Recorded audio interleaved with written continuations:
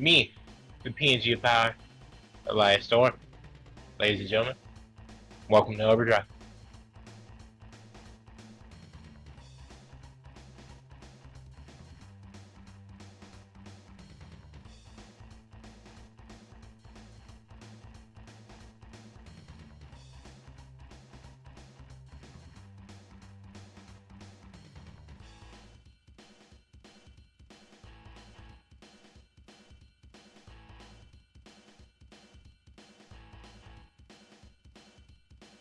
Well, there were also fully clothed women, so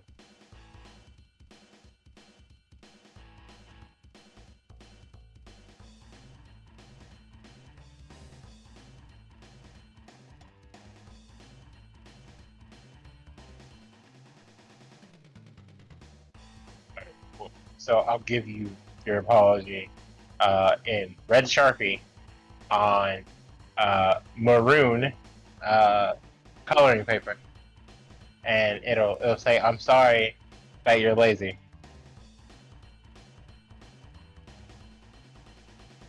Yes, ladies and gentlemen, tonight's card has major implications on the Go Home show to Defiance. Like, we're finally heading to Defiance, right? We're not pushing it back a week. Next week is Defiance, correct?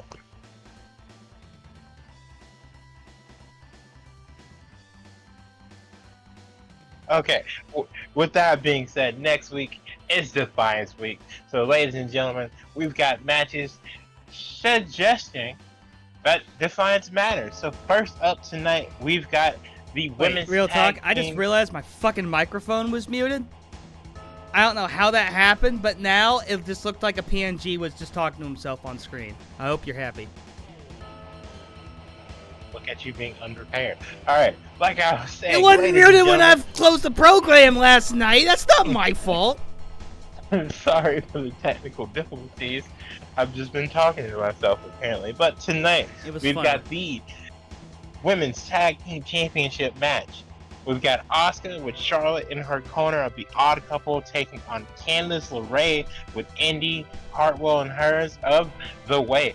We are looking for momentum tonight, ladies and gentlemen, and we will see which team can pull forward and hopefully use that momentum to capture the first ever set of women's tag team titles in Overdrive history. Our next match is a match that I am personally looking forward to, and it is the 6-man 358 by 2 days Glorious Showcase ladder match. And you know what? I'm not mad that Stanley decided to make a joke with my very important Showcase ladder match, which will help move up the rankings in the championship ladder for whoever wins this match. Maybe even they'll be in line for a new debuting championship. I haven't decided yet. We're all about opportunities here on the white brand. But that's okay. We've got Edge, Tyler Breeze, Santos Escobar, Matt Cardona, Daddy Dax Harwood, and the one and only Ricochet. We've got people who are no flips, just fists, a bunch of flips, an older guy, an even older guy, and then older the guy. Yeah, well, yeah. Because, Breeze is working his way up there, and then Edge is the oldest guy in the match. Then Cardona's there too. And then we got Santos, young blood, trying to make a name for himself, even though he's like in his 30s. It's wild. I mean, honestly, 30 is still relatively young in wrestling age. Let's be real. Yeah, that's very good. You got guys in their 40s and even 50s. I mean, Terry Funk was in his 60s taking bumps on him. And said the Midnight Express still bumping around, and I'm pretty sure both of them are in their late 60s, early 70s. That's the.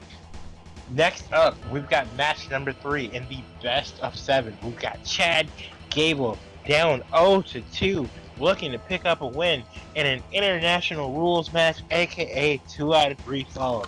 And then we've got the American Dragon, Bryan Danielson, up 2-0. He's cruising. He's not worried, and he's doubting Chad, and I think that's going to be a mistake.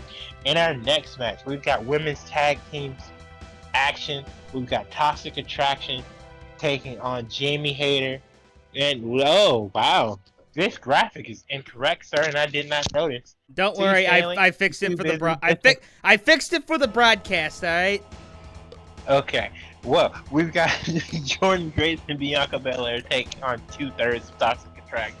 Look, that one's only half of my fault. Okay, you share blame on that one too. not getting the job done last week. Bro, I was overworked. Did you see how many tag matches you put on your fucking card? 1. That's 2. Several. It's like 5/6 of your card. That's not a true statement. It's half my card. It's half. Moving on. In our next match, we've got a champions versus contenders match. We've got Julius Creed of the Creed brothers, the #1 contenders for the glorious tag team titles, teaming up with the #1 contender for the glorious women's championship in Cora Jade, taking on the champions and the man Becky Lynch and Senor Mr. Money in the Bank in the alternate universe, aka Big Bad Priest, in a tag team match for the ages. And in our main event, the age-old question will be answered. Can they coexist? We've got 2/3 of our main event World Championship match, and Adam Cole and the big boy Otis taking on the International Championship match at Defiance. Shinsuke Nakamura, our International Champion, teaming with the first ever and former International Champion, Cedric the Alexander, Mr. Primetime himself, the workhorse of Overdrive Championship Wrestling. We will see in our main event if either of these teams can coexist heading into their matchup. And ladies and gentlemen, that's our card tonight. It's absolutely stacked, and I for one can't wait to get started and watch some pure, glorious wrestling. I really wish. What do you think of the card, family? Well, number one, I really wish you wouldn't say the G word. That word goes against my religion, and I cringe every time. I've had to repent several times for saying it. And again, I'm mad at you for all the work you made me do on these damn graphics, but I will say, the mixed tag match, good idea. Good idea. You don't have many, but a good idea. An original idea, too. Wow. An original idea, too. Wow. What do you mean, wow? I'm just speaking the facts. Again, I don't tell lies. Yeah, you just mislead people, right? I mean, it's not lying, it's misleading. Oh, yeah, it's literally in the definition of mislead, but alright. Look, as I said, Stanley Brewer does not tell lies. Stanley Brewer finds out, alright? Anyway, look, how about we get to the wrestling, alright? That's the one thing we can't agree on. Let's get to the wrestling. Yeah.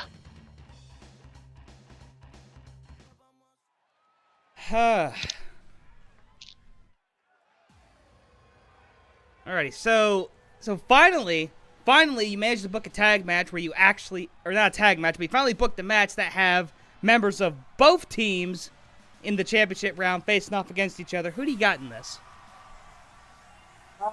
Honestly, my heart says go with the obvious choice to take Asuka, right? But my soul, yes, I mean that pun literally because of who she's married to, my soul wants to go with Candice because I think Candice LeRae is tired of being underestimated. Obviously, Asuka, the Empress of Tomorrow, making her way to the ring here. But I think Candice LeRae, the poison pixie of the WWE, is tired of being underrated. She's tired of being undervalued. And I think that's going to push her here tonight. Pick up the win and gain massive momentum heading into Defiance this week.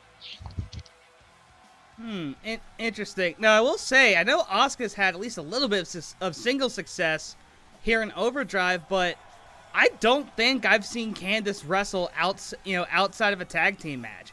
Maybe she has once, but if so, I don't remember the match, but maybe that's just on-set dementia. Candice is competing in a battle royal here or there. But yeah, no, this is Candice's first opportunity in a one-on-one match. And I think this match matters to her a lot because obviously this is the first time I feel like the Overdrive audience has the opportunity. What do we call them, by the way? Because there's the WWE Universe, there's the AEW Galaxy. What are we, the Overdrive Nebula? Wait, AEW what the fuck? Who came up with that? Do you not watch AEW television? I do. I've never once heard Excalibur or freaking Jim Roscoe. And out there, the OCW Galaxy. Cool Hand? Well, I am a fan of 2.0, yes, but I've never heard them say that. back during the glory days of Jericho Appreciation Society, he would be like, AEW Galaxy, appreciate us. And I was like, you know what? That's funny, but I like it. Well, you know what? I need Daddy Tony Khan to come out on the microphone and confirm that for us, alright? Because in the meantime, that's just nonsense. Dropkick. Well, so again, are they the Overdrive Nebula if there's an AEW Galaxy and an WWE Universe? What about the OCW Faithful? I like that one. Well, yeah, that's basic, but everyone says the insert 3 letters Faithful.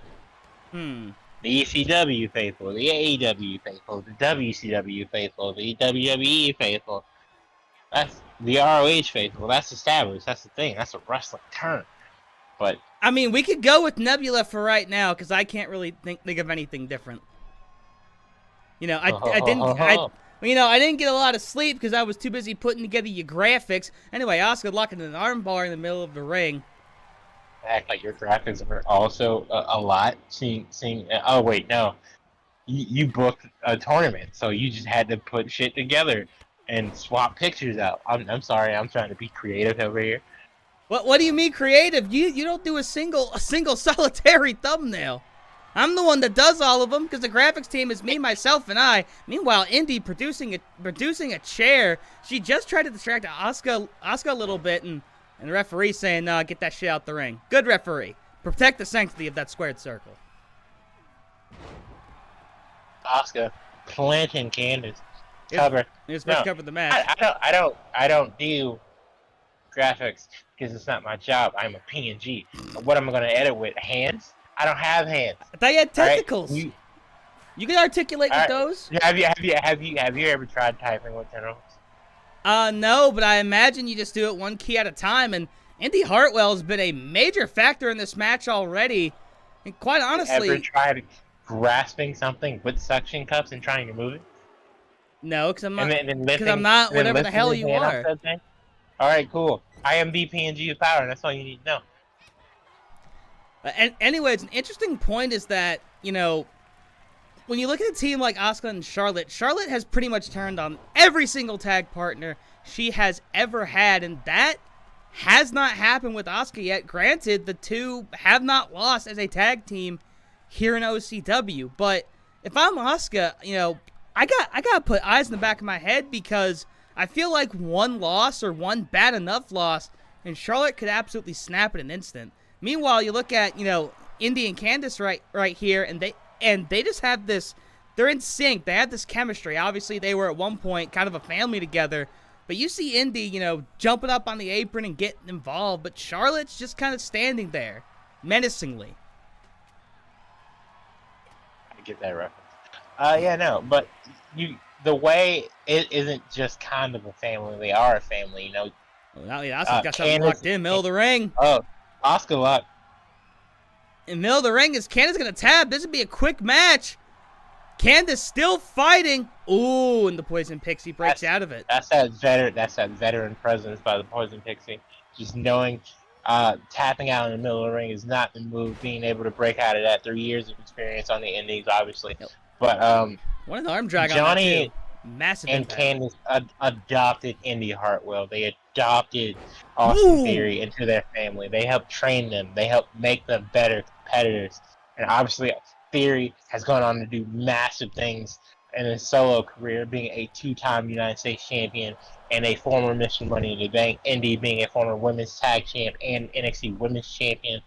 You know, that's the pedigree of the Gargano household. Obviously, Dr. Britt Breaker DMD over in the AEW universe. And over there on your brand. Oh my God, right in the barricade. The hardest barricade in professional wrestling. The hardest barricade in pro wrestling is also a member of that Gargano family tree, you know. Really? A student. Yeah. Johnny trained Britt. Really? And so, I actually didn't know that. That's fucking dope. So the Gargano web is expansive, which is why I had to make sure as much as that family was on my roster as possible. Yeah, fair enough. We have Austin Theory, the one person in that family I don't think we've seen make an appearance. Asuka kicking out at 2. And we missed a good bit of match there. Candice doing an Indy dive through the second rope, something that Indy herself has yet to attempt in a match so far. But if she attempts it, I'm just going to absolutely pop out my seat. No, yeah, definitely. It's on the way. Maybe Oh, wait a maybe minute. more than likely in that women's tag title match at Defiance next week. Oh, Candice taking a little bit too long, however, being thrown off. But yeah, the way will eventually be reunited in Overdrive. I'm sure of it. And Candice teleporting over to Asuka, and Asuka delivering some rights, and oh, neck breaker. Neck breaker.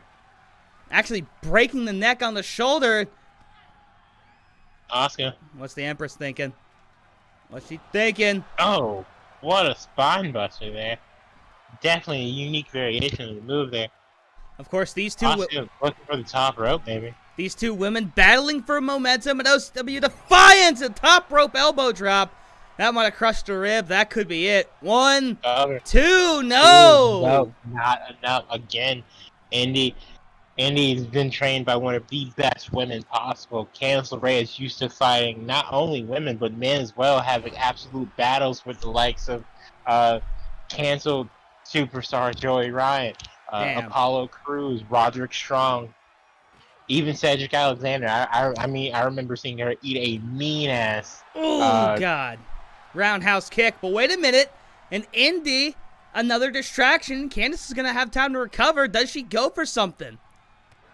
Oh, God. Broken broomstick to the back of the neck. Oh, wait a minute. Trying to steal one. Here's the cover. Oh. Not enough.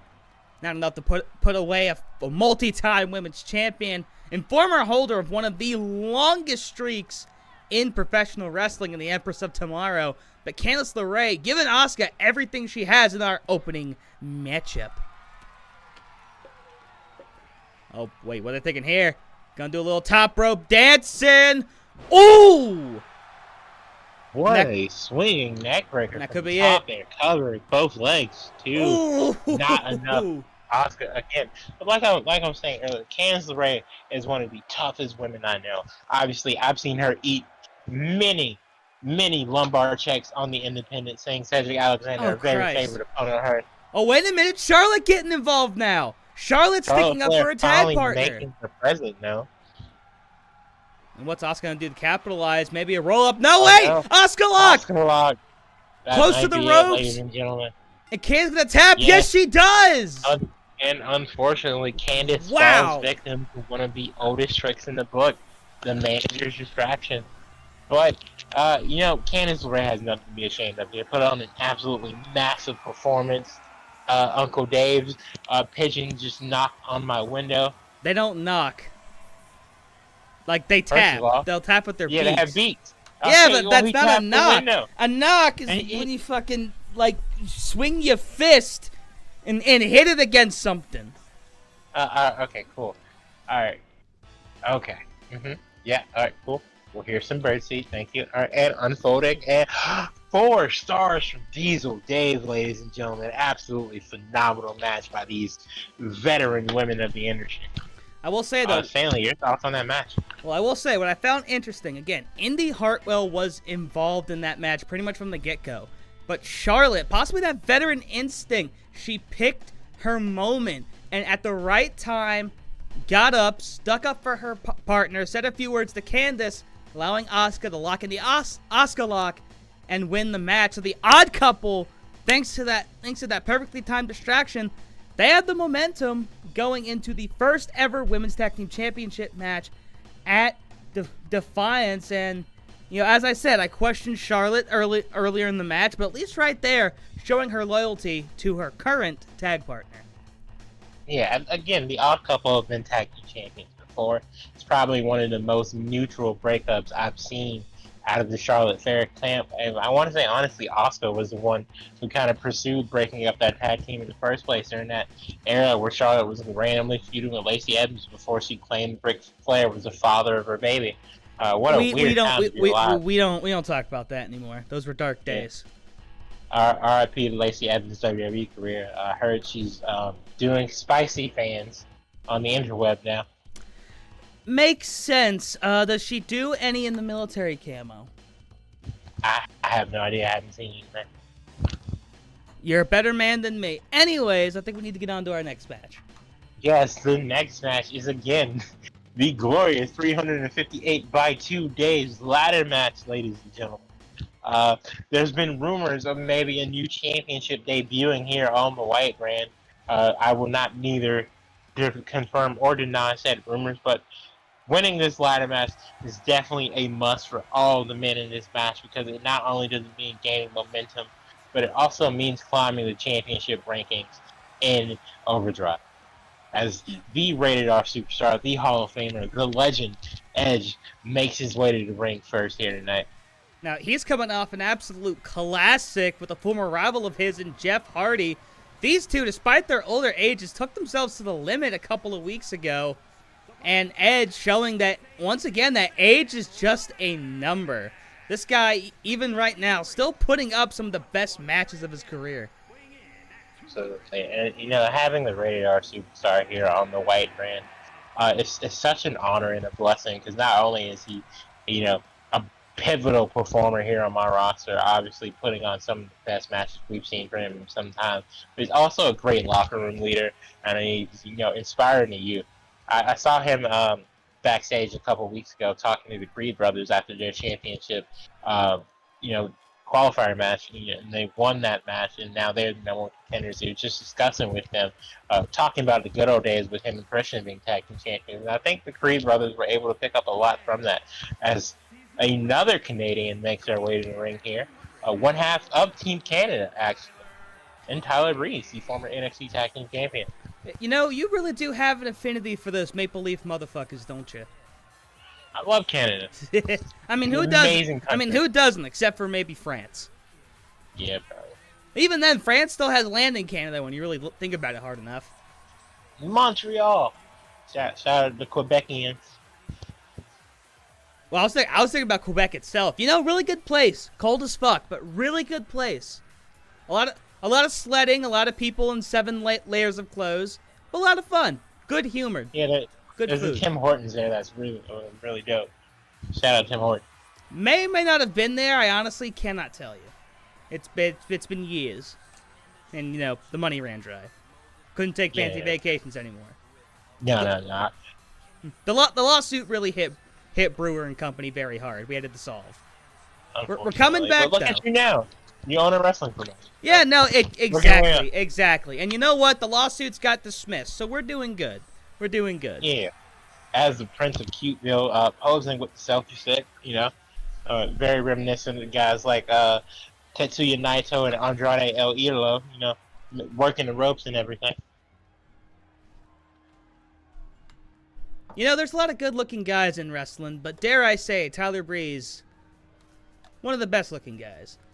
And speaking of attractive men in professional wrestling, we've got the Mexican luchador Rico Suave looking for himself, the leader of Legado del Fantasma and the co-leader, in my opinion, of the LWO, Santos Escobar, the former Cruiserweight champion. Now, we've seen Santos mix it up in a number of international matches, here in OCW.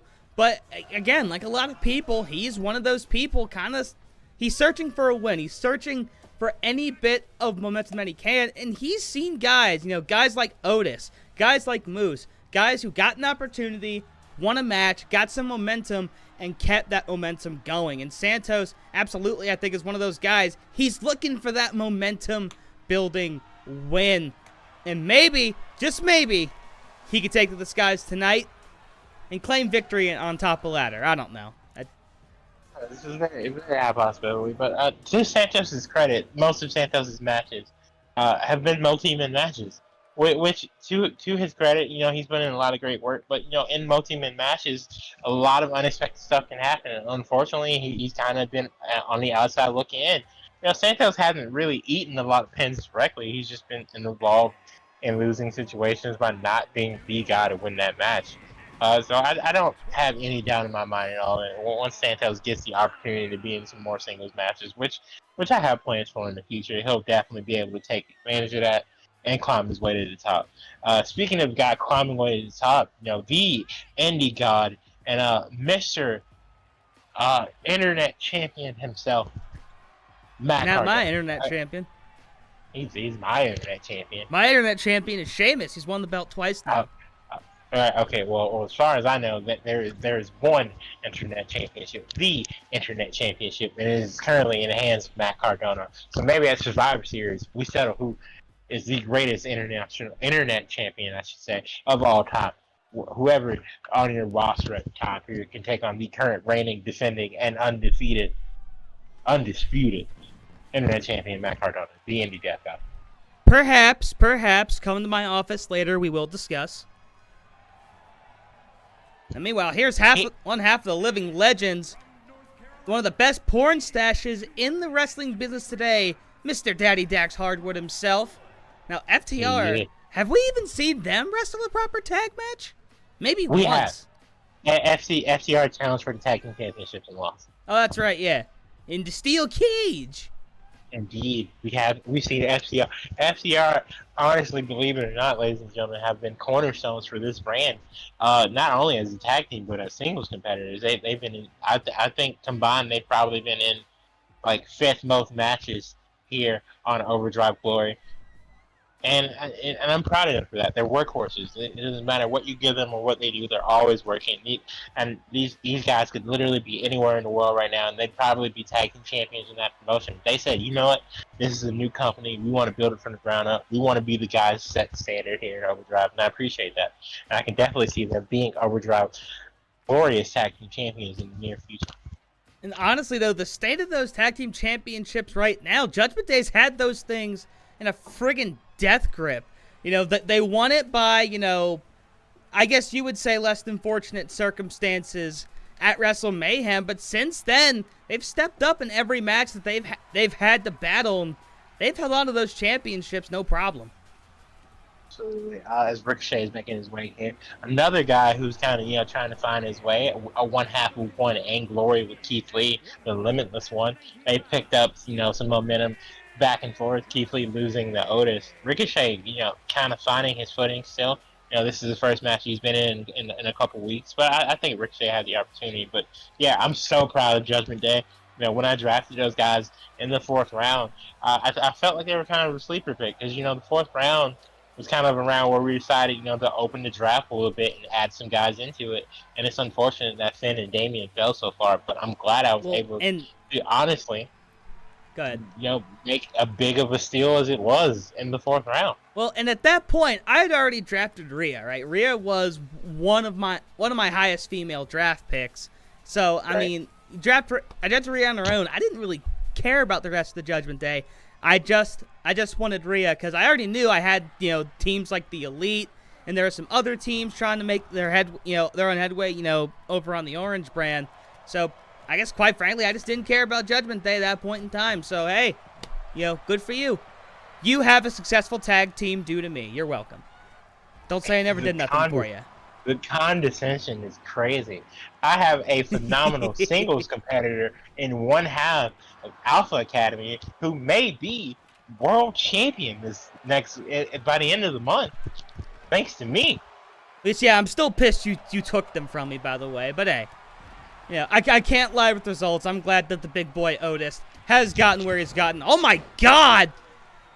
I don't know if you just saw, but destruction, yes. Yeah, Edge just folded the ladder while Dax was on top, and good God, Breeze with I think it was a Ricochet on the ladder. Yeah, and oh God, there's like 3 different matches happening at once here. I don't know what the fuck's going on. Oh Jesus Christ, Edge, that guy is a neck too, Planting Santos Escobar with that powerbomb.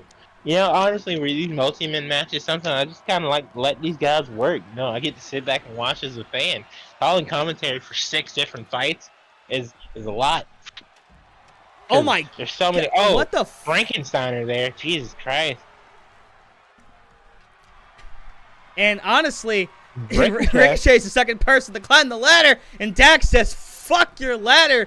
Honestly, friggin' like Breeze and Edge are just doing spot fest out on the floor, and I'm all here for it. Planting Cardona is Breeze here as Edge sets up the ladder on the outside. Oh, he's looking to splash somebody through that. Whoa! A slide kick by Breeze. That's a very video game-like move. Of course, Breeze, a staple of up, up, down, down, or left, right. Look over there. So I guess Santos. So I guess Breeze taking some of that virtual experience Oh. into the real world, and Edge being the boomer that he is, condoning the playage of video games. And meanwhile, Dax Harwood, probably the only sensible man in this match, he's outside the ring getting rest, and Ricochet down, and now Cardona gonna go after him. Yeah, no, but again, there's a lot going on in this match, and there's a lot of potential here for all of these guys for sure. I just want to know who's going through that ladder. Go ahead. Oh, somebody just got busted open. I think it was Breeze, because Edge has just kind of been beating the shit out of him by the steel steps. Ricochet, he's going to tiptoe under that ladder, and he's got something to say to Edge. What a lariat by Cardona. All right, you call in-ring, I'll call out-ring. As Ricochet gets... Well, now there's only one person in ring. Fuck! Santos, wait, no. Edge and Santos about to lock up. Yeah, no. Santos with the Irish whip into... Oh, backbreaker. And now... Ladder being set up now. 3 men outside the ring. What a crossbody by Breeze! Planting Harwood. Now Breeze and Cardona locking up, and Santos on the ladder now as a chop block the Edge here. Santos on the ladder, but is someone going to be able to jump up and take advantage? And Harwood absolutely stretching pause Matt Cardona there. Wait, why pause? It's just stretching. I'll keep you innocent. I didn't think you would push stretching that far, okay? Jesus Christ. It's not that hard of a push. And to me, that is. It is. And I'm the master of dick and poopy jokes. I invented dick and poopy jokes. But even that one's a stretch for me. It's really not. German. Anyways, outside the ring, Cardona busted open. Now he goes face first onto that ladder. And meanwhile, did you murder a fly? Do what? Did you just murder a fly because you were like, No, I did. I tried to do the badum tish, like by banging my desk. Oh, okay. Oh. We got 4 men scrapped on the outside. Santos. Edge climbing. Oh, wait, and Edge. Yeah, and Harwood climbing up after him. Now, these two are the best of friends. Look after each other's houses up there. Well, they're not looking after each other on that one. Christ. Beth Phoenix is not going to be happy with Dax about that one. Did he just paralyze Edge? Edge is not moving. I hope not. Edge is not moving. Oh, thank God. Okay. Climbing. Harwood with the unfortunate butterfingers that are known throughout professional wrestling. And Edge powerbomb! Leonard, Jesus. Harwood's going to be feeling that one in the morning, and no selling it apparently. And we talked about this, Dax. Meanwhile, Santos just shoved 2 people into that barricade. Now he's looking for something. Oh, looking for a sharpshooter. 4 men on the outside. Breeze trying to take advantage. And Cardona just kind of watching. That submission not really going to do anybody any good. Ricochet trying desperately to battle out of it. 2 Canadians, a ball guy, and a Long Islander in the ring. God damn, what a heavenly combination. And Breeze is getting lit up by the veteran Dax. Absolutely working over Tyler Breeze. And what's Dax thinking? Going in corner. Oh, he's going to go corner to corner on this. Oh, but Breeze out the way. Misses. And Breeze tried to do something, but Santos pushed the ladder as he came in.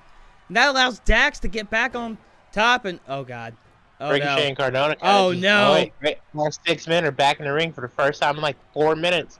Oh, and Harwood absolutely messing with Santos. Now everybody's in the ring. That ladder bridge just kind of there, but no one's dare cross it yet. Again, Breeze and Edge tying it up. Oh, These 2 God. Canadians not working together. What a kick to the face there. And now Cardona's the only one on the outside. Now Ricochet gets dumped. Santos going to give chase. Edge, a one-man wrecking crew with that ladder. And a big boot to the face of Breeze. And I think Breeze is probably taking the most punishment out of anybody in this match. Power bomb. Edge is feeling it. Edge is holding no prisoners here tonight, ladies and gentlemen. I'm absolutely in love with it. A spear! Or his friend's spear. But can he take advantage? Breeze And meanwhile, on the outside, Cardona had produced a kendo stick, the deathmatch god, producing a deathmatch, god tier weapon. Of course, the Sandman. Breeze is setting up the ladder now. Knowing his way around the kendo stick. Santos there. Oh, wait, and Breeze is the only man in the ring. He's all alone. The briefcase. Ooh, he's got a bit of a hold, but here comes Daddy Dax, and oh no. Dax does not care about anybody's neck. Jesus Christ. Breeze. They're all going to be feeling this match tomorrow and next week, ladies and gentlemen. Maybe even next month, as Harwood now climbing. And Dax only man in the ring. But Dax, might have a little bit of CTE on the brain. He hadn't been able to do anything. Electric chair by Cardona. As Ricochet absolutely plants Edge with a poison Rana. And wait a minute, I think Cardona just hit his signature move. I think he just hit the radio silence. I can't even see with so many bodies flying in the ring. Well, as I always said in the early 2000s, let the bodies hit the floor. Bodies have hit the floor and then some tonight. Edge getting some revenge on Ricochet. No. And Breeze planted by Cardona with the reverse DDT. When Santos is back on that ladder. Super kick. Yeah. Santos back on that ladder. He was on it earlier, but he didn't go through it. Now he's laying there and wait a minute. I'm prettier? Oh, and I'm prettier! Call back to another fellow Canadian. And goddamn, I mean, we might as well give the winner of this match a freaking jar of maple syrup and tickets to a Canadiens game. Yeah, bro, they would be Maple Leafs fans. What's wrong with you? Well, I don't know. I don't know Canada. No Canadian is a Canadiens fan. I feel like that would make the most sense. I mean, given the name and that ladder is somehow still standing upward. What is this Houdini bullshit? Do you see this with the ladder right now? Well, yeah, it's leaning on the ropes, my guy. It doesn't look like it is. It looks like it's just standing straight up. No, see, because it literally shook the ropes when people fell. Harwood. That's just such a weird way to lean. Submissions don't matter in this match. I think Dax definitely has CTE. That's not going to win him anything. Though I will say the other week, because who was it? It was Miro and Lance Archer. Miro got, in the last man standing match, Miro got Lance to tap, to the game over despite it being last man standing. But after that, Archer couldn't answer the count. So maybe Hardwood trying to play that game, trying to incapacitate Ricochet. But that straight up did not work. Planting Edge with a DDT massively. Again, no one's really trying to go for the ladder. I mean, I'm all here for it. Beat the shit out of each other. And improves my star rating for the show, But I mean, I think Breeze is the only one to even have a solid grip on that thing. Real talk. Yeah, Harwood has tried a couple times now. Edge grabbing the ladder. Santos planting Harwood with that phantom driver. And Breeze grabbing a second ladder. And Edge gets planted on the head of it. And now, Santos. Breeze is going to take a backdrop. And Edge, oh, God. Oh! On the chair! On the ladder! Santos' nose is on the ladder! Okay, Breeze has a concussion. And this is a fucking this is an indie match. Like, this is just guys on an indie show just destroying each other. That's what this fucking is. It's only his second match of the card. Cardona. God damn it! Open people with that steel chair. An overhead what a suplex. German by Ricochet. Oh, and now he's climbing. Ooh, Ricochet. God damn it! Oh. It's every Money in the Bank ever with this guy. But what a kick by Breeze in the face of Dax. And now Edge going for something, but the prettier Canadian battling out of it. Harwood is dead. Head scissors. And Ricochet. Right. Somebody's got to either go through a ladder or a table or see, every climb time the ladder in the match. Every time I do a fucking ladder match, it's over in 5 seconds because of stupid bullshit.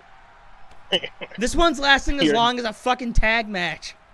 Your guys don't respect you, clearly. They don't want to put on a show for the audience. They don't respect me, they better respect the damn audience. They paid the ticket. Ricochet goes to show you getting sent to the outside. Superiority of the white brand. Shut up! Ain't nothing superior yet. We haven't had Survivor Series. And now there's a total of 3 ladders in the ring. 3 ladders in the ring, ladies and gentlemen. 3 ladders, 5 men, and 1 briefcase they have to get. Okay, but now 4 men. 2 of those men are down. Back to 5. Oh wait, now to 4. You know, we're all about educating people with basic math here in Overdrive. And Edge delivering some haymakers and a drop kick. Oh, drop kick. Harwood. And to the corner. There's grabbing just the chair now. Steel everywhere. Playing for the fence. Oh god damn it! Blocking Edge. To the neck, to the knee. Good God, Dax has no mercy for anybody in this match. And now all 6 men back in the ring, and now Breeze on the ladder. Head scissors by Santos. And Cardona avoiding landing on Breeze, and Santos getting in and then out. And now doesn't... Escobar standing the ladder up in the corner. Yep. And Breeze now off the ladder. We have not seen anyone go through that friggin' ladder. Meanwhile, we once saw Miro splash 3 people through a ladder. Not all at once, but, you know, 3 different times, 3 different splashes, you know? No, for sure. 3 people at the same time would be crazy. And Edge is taking a lot of damage to that neck. I think he just landed his neck on the back of the ladder, dude. Yeah, I don't think anybody's coming out of this match 100%. What a DDT. Okay, I'm actually kind of concerned for Edge at this point. That's like the 12th time he's taken impact to that neck. Surgically repaired, infused neck at that. Well, he's rolled out the ring and it's moving a little bit, but absolutely slow to get to his feet. Ricochet. Cardona and Ricochet. Like, yo, like, fucking Santos was buried under ladders for a second. Oh, God. Oh. Double Russian leg sweep there. And Edge for his troubles is out the ring. Santos, being the only sensible one, setting up the ladder. He and Ricochet trying to take advantage of the confusion. Mindset. And uh-oh. Somebody. Well, the 2 rookies of the group, I should say. You know, 2 newest, youngest of the WWE roster era for sure. And Santos standing over Ricochet. Oh. And Ricochet fighting back though. Oh, Santos though countering with the right hook. And the right hook countered by Ricochet. It's Ricochet. He seems to be waiting for Santos. Oh wait. Oh no, it's Dax. Dragging Ricochet down. And then pushing. Oh no, but it's Ricochet! And then it's Santos! Grab the ladder, kid! Get us fucking out of here! Grab the goddamn... Yes! Yes, grab it some more! Yes! Get us the fuck out of here! Yes! No! Damn it! It's already 5 stars. I don't want to go anymore. We were so close! We were so goddamn close! Away from winning the match. And Ricochet! To take advantage. No, but Harwood will not let him. Wait, but no! Breeze makes the save! Ricochet! Ricochet! Ricochet! Yes! Ricochet! Puts me out of my goddamn misery! The one and only gains a massive win here tonight, ladies and gentlemen. God damn it. That was great, but it also pissed me off. God, what a match. There was so much carnage. Like, that was literally like an indie match. Like, you go to GCW, you'd see that. That reminded me of the good old battle of Los Angeles days. Excuse me. Shout out Pro Wrestling Guerrilla. A 5-star match from Diesel Dave. Obvious decision, ladies and gentlemen. So far, Overdrive Glory has gone above and beyond for entertainment. I put together all these graphics and I'm being repaid by Glory doing good. This is bullshit. And now, match number 3 in our BO7. Chad Gable. Wait, they released Black Ops 7? They better have remastered Kino der Toten again. That's the only map. Only map that needs to be in the game. Best of 7, match 3. Damn it. Bryan Danielson. Chad Gable. 2 out of 3 falls. We've seen Chad Gable put up a fight in both of the previous matches, but seemingly lost steam at the end, and Danielson's been able to take advantage. But now this match under international rules, another term that we artificially coined because it's our company, fuck you. International rules meaning 2 out of 3 falls. So even on a week without the international championship, 2 out of 3 falls, still a staple of the white brand, we'll call it, because I'm not going to say that word. Said that word by mistake like 3 times. I refuse to do it anymore. The glorious brand. Yeah. The international championship, which we haven't seen too much of recently, but that for obvious purposes, and we cooking up a storm in that division, so we're gonna let it slide. Shinsuke also went to war in his first title defense, so. Yeah, no, phenomenal match. Well, hell, he went to war just to get there. Let's be real. Yeah, true. Went to war to get there against Cedric Alexander, and then obviously went to war yet again with a phenomenal match against Mustafa Ali. All right, so what made you want to do? Because I think it was Falls Count Anywhere last week, or last match, I should say. What made you want to do it international rules? Honestly, I've seen Chad Gable take Bryan Danielson to his absolute limit twice, and I think Chad Gable can indeed pin Bryan Danielson, and the only way I can prove that is to make sure one pin doesn't end the match. So, can Bryan Danielson beat Chad Gable twice before Chad Gable can pick up momentum and beat Bryan Danielson? We'll see here tonight. A former Olympian versus one of the best professional wrestlers on the planet. And, it's so, again, your brand is so weird because all of the best tag teams, they're having members succeed as single stars.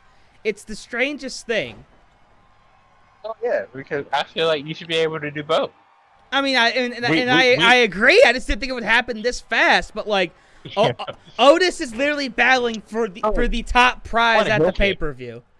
Yeah, no, the way I see it is we've seen so many tag teams, break up. Oh wait, break suplex.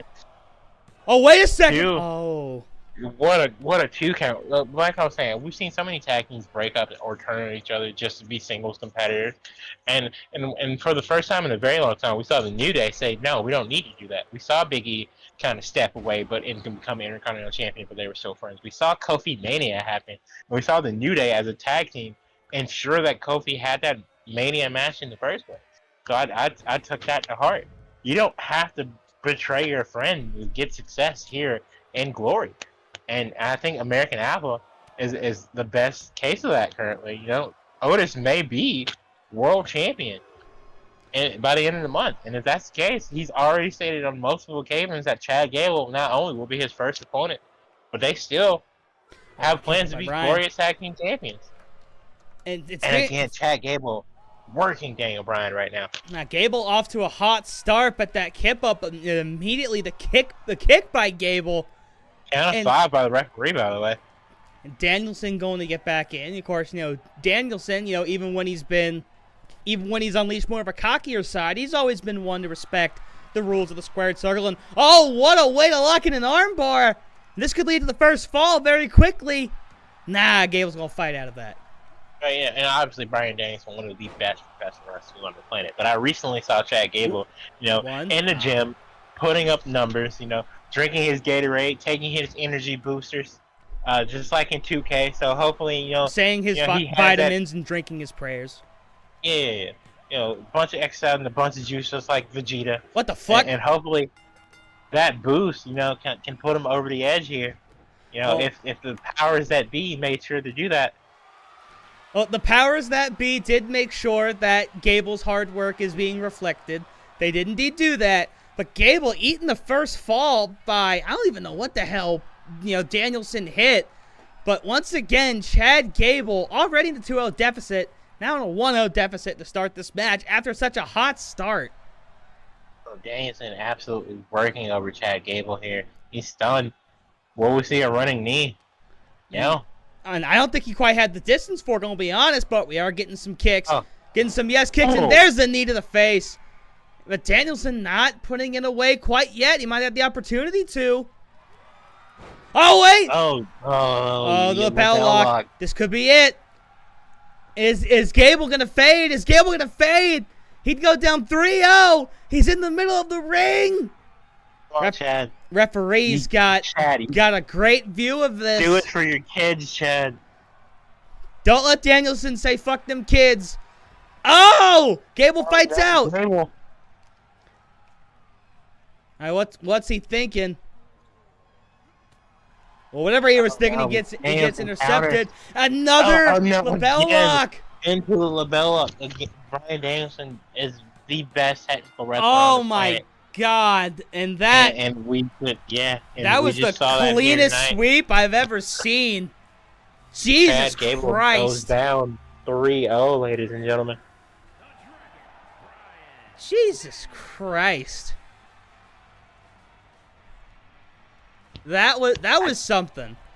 Gable had the momentum early on, but after that first fall, it was all Bryan Danielson from there. I don't even know what to say. Yeah, unfortunately, it looks like Chad just doesn't have it in him to beat Bryan Danielson. Well, do you remember, it is a best of 7. It is possible to come back from 3-0. The reverse 4-3 sweep is indeed a possibility. I mean, you should be very familiar with that. Chad Gable has to pick up win number 4 to make it 3-1, and then the Golden State Warriors and the Cleveland Cavaliers can attest to it themselves. No one has come back from 3-0, but not plenty, but 2 teams have come back from 3-1. Well, I mean, you're forgetting 2004. You realize that, right? I don't know what you're talking about, sir. You know, 2004 Major League Baseball season. No, it doesn't sound familiar. When the New York Yankees, led by such stars as Derek Jeter and Alex Rodriguez, were up 3-0 on the Boston Red Sox, needed just one more inning, to go to another World Series after losing to the Florida Marlins the year before. And, they were right there, but, everything after, the 9th inning of Game 4 is a bit of a blur, but I don't remember seeing them in the championship that year. No, drawing a blank, bro. Clearly, there was a strike that year. Season ended early. That was in the mid-90s, you dumbass. No, it was definitely 2004, because I don't remember. It wasn't. I don't MVP Baseball 2004 No, that came out in 2005. I'm sorry, but no, you're bullshitting. I honestly don't know what you're talking about. Look, the real ones know what happened in 2004, and the real ones are about to know what's going to happen next in this match. Toxic Attraction versus Big Mama Pump and Bianca Belair. That's the EST in WWE and Big Mama Pump, 2 of the strongest women in all professional wrestling. Speaking of, I just want to take a moment to shout out Masha Slamovich of Impact Wrestling. Not only was she the highest rated woman in the PWI 500. She's the highest rated woman in the history of the PWI 500 at the number 15 spot. Oh, hell yes, that's correct. The PW 500, a list that predominantly is dominated by men over 99% of the time. She is the 15th best wrestler on the planet. I won't be real. I have not seen that list yet. Yeah. Osprey was at 17, just for reference sake. Of course, Will Ospreay, one half of Ace Empire, which, they lost what might have been one of the greatest tag matches in this company's history. It definitely gives Young Bucks RK Bro a run for this money.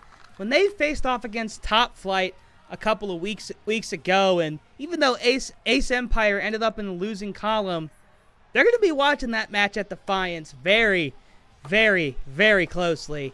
And okay, not to interrupt you, but girls, we talked about this. I don't know what happened in the back between last week and now. You guys have got to start coming out together. This is not in the budget, all right? Gigi, I know your ass is amazing. You want everybody to see it, but I need you to start coming out with Jason. Oh, okay, Christ. playing this back to back, and then just restarting the Tron is so unnecessary. You're a tag team. Please act like a tag team. I mean, hey, if it's costing your show money, they can do whatever the hell they please. I don't care. Bitch, it's our company. It's costing you money too. Oh, well then shit. Then yeah, get them to stop doing that. This is your show. You gotta take charge on this shit. Make sure to talk to the powers that be. That from now on, what are you talking about? We're the powers that be.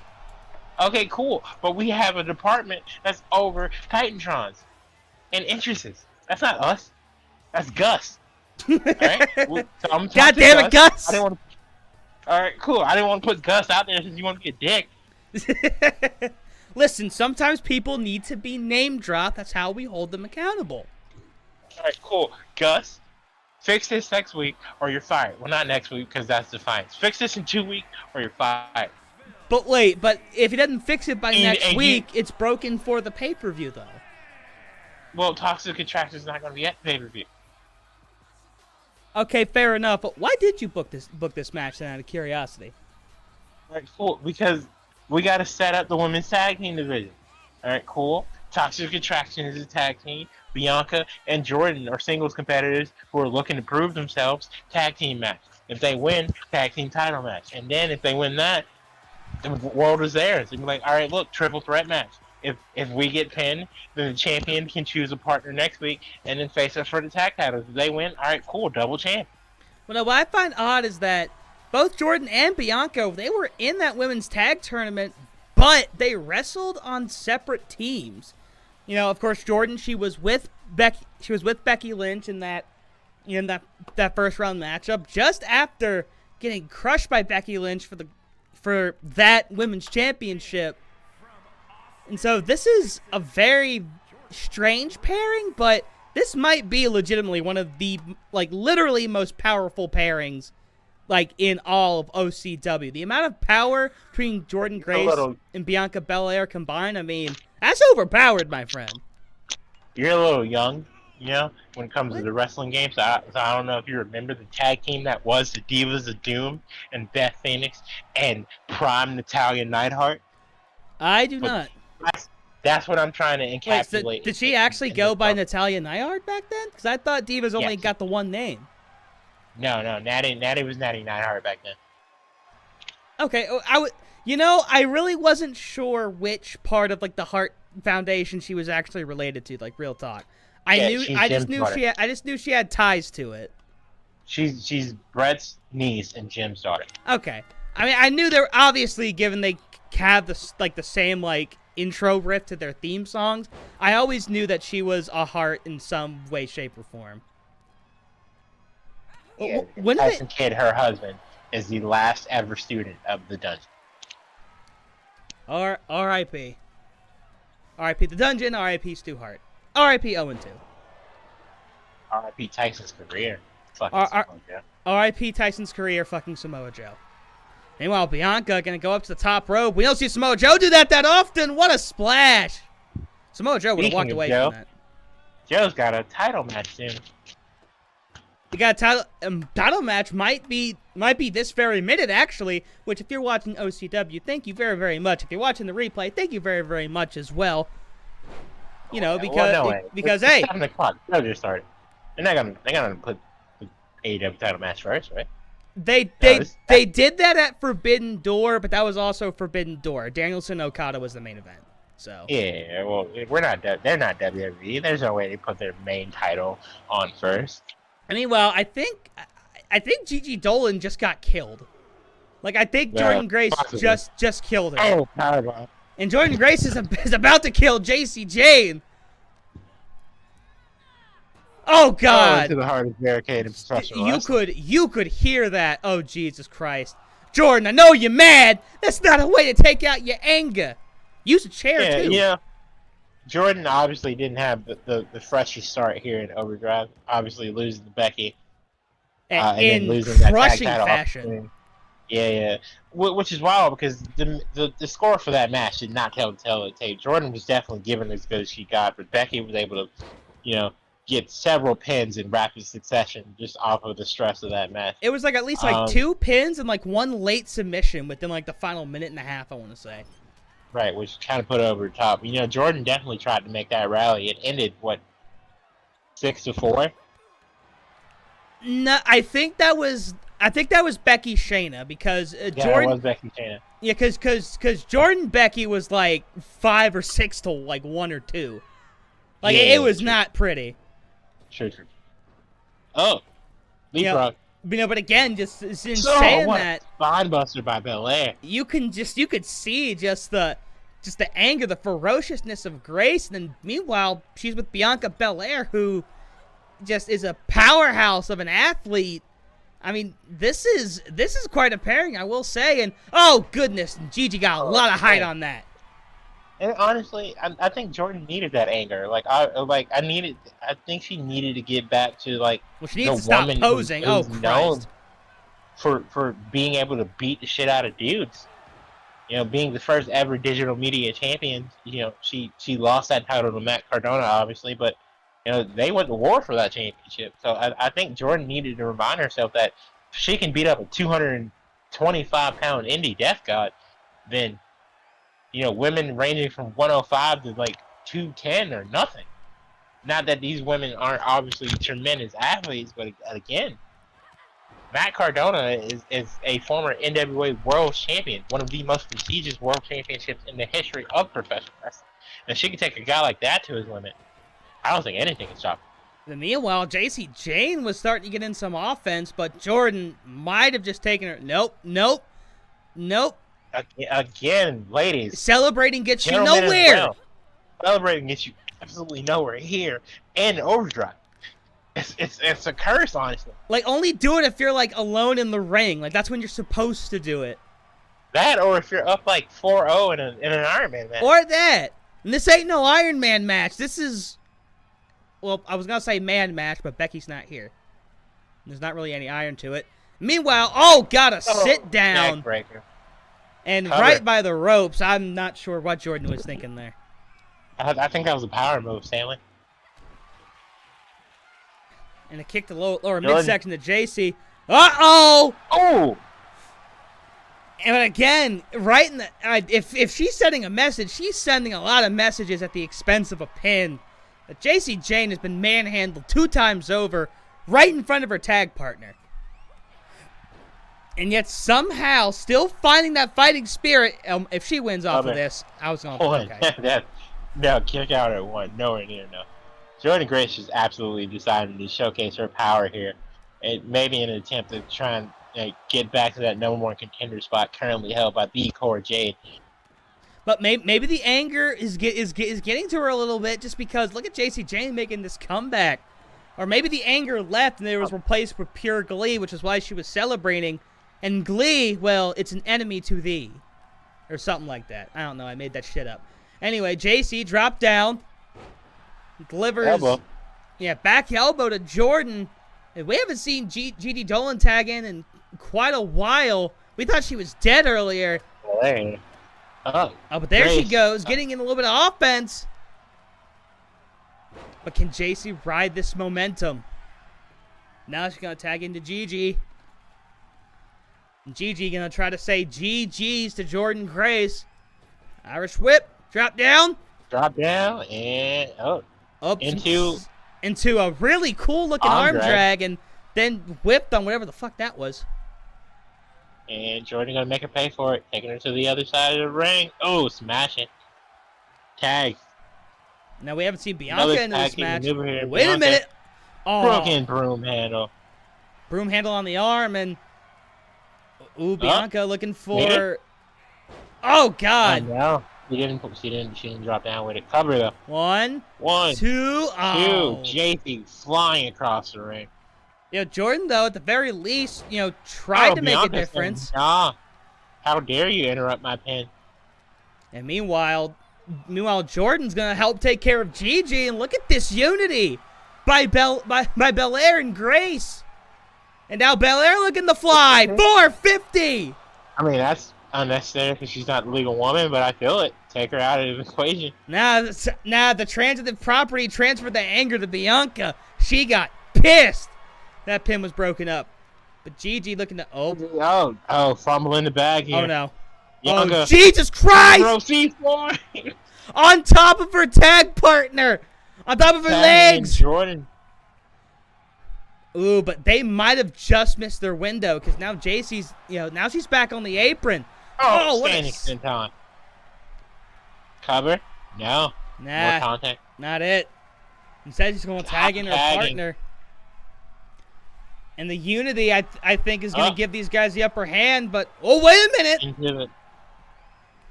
Ooh, middle of the ring. Is Bianca going to fight out? Of course she is. Bianca. Ooh, but I think I did a little bit of damage because Bianca was a little slow to her feet. Oh, what's she thinking? Oh. What are we seeing here? Oh, okay. Just dropping her on her knee. Cover. Here's the cover. Ah, Jesus Christ. We're stuck in the loop again. But it's only a regular tag match, so I'm sure somebody will slip up eventually. Oh, and going for that lateral press. Oh, that's a long fall. And a moonsault. Oh, she ate the moonsault by Belair. Well, now, honestly, if I'm Belair, Gigi's down. I go over the corner. I take care of her tag partner. Because as we've seen here in Overdrive, the name of the game is incapacitating the other partner. No, oh, no. Oh, torture rack. That's a new one from Bianca. And JC manages to get her out of it. But JC going to throw herself in the harm's way again. Now Gigi's sitting on the outside. Rope stunner. There's that top rope stunner. But now both women of Toxic Attraction are down. Tag and Grace. And Grace, I think she's gonna try to count on the count out. I think if Gigi catches a move here, this might be it. Oh, Jordan. Ooh, wheelbarrow. Oh, planting her. All right, wheelbarrow face plant. This could be their chance. This could be their big opportunity with a clothesline. Tagging. No. Oh no. Top. Oh Christ. Oh God! Oh Jesus! Oh, that might be it. Cover her. No, she's not going for it. She's going to tag in Bianca. Tagging the Belair. At this point, though, I think JC's, she's back on the rope. They just missed their opportunity. And Bianca acted like she just did the move. Do you think this is just a match for them to beat the shit out of Toxic Attraction? I think this is just Jordan and Bianca just gloating. Bianca tagged in, did nothing but wipe her feet, and now Jordan's back in, tossing around Gigi. Oh God. I might have to apologize to Toxic Attraction after this match, Stanley. I mean, you owe everybody an apology for having to wrestle on this show, but Gigi battling out of it, little bit of fight left in her. Oh my God! Lifting up Big Mama Pump. Oh, holy crap! What a slam! And now Gigi's very making the right decision to tag out to JC here. Slowly limping over though. Great. And JC, she's slowly JC's getting on her own in this match at this point. Gigi has nothing. Oh, what Jordan. A plant there, cover. Broken arrow, I think. And Gigi, enough mobility to break up that pin. Jordan Grace celebrating absolutely nothing. And another tag. I think this breaks the record for most tags by a single team in one match. Oh, absolutely. And Bianca showing off her ass, I guess? Oh, and she gets chop blocked for that. And JC with Bianca on her knee, the DDT, and foot in the ropes. Oh, and a quick kick out. Jordan didn't even have to move. Okay. I'm definitely gonna have a conversation with Bianca and Jordan playing with their food, for a lack of a better term, because this match has been over on several occasions, and I just think it's unsportsmanlike at this point. Well, and the thing is that that honestly benefits Toxic Attraction more than it does them, because these guys could easily slip up and lose the match when they've had it won several times over. Well, hang on. That's the smartest thing that she's done in the past 5 minutes. But you gotta capitalize. She doesn't capitalize. Cover. 1, 2. Oh, Jordan making the save here. But again, Gigi is still down. All this gloating, all this showboating, I'm telling you, it's only going to benefit Toxic Attraction. Because now Gigi's about to get back up. JC's running the ropes. She does a splash. Middle of the ring splash. And now JC doesn't know where to go. Oh, wait. Now she knows where to go. To the top. JC looking to go wee. Looking to go wee. She goes wee. Drop kick from the top rope. Drop kick. And Bianca, she ain't moving that much. Going for the cover. Nah, because JC knows. JC knows more work has to be done. Oh, Bianca. And Bianca's like, you're damn right. Oh, wait a minute. Could this be it? Oh, KOD? Oh, Lord. It is KOD by Bianca. That did not look good, though. JC landed on her neck. Here's the cover. Not even a 1. Gigi breaking up, knowing her partner is in trouble here. But wait, Jordan taking care. What? Of Gigi. And now the ring. Smart of JC to roll out of the ring here.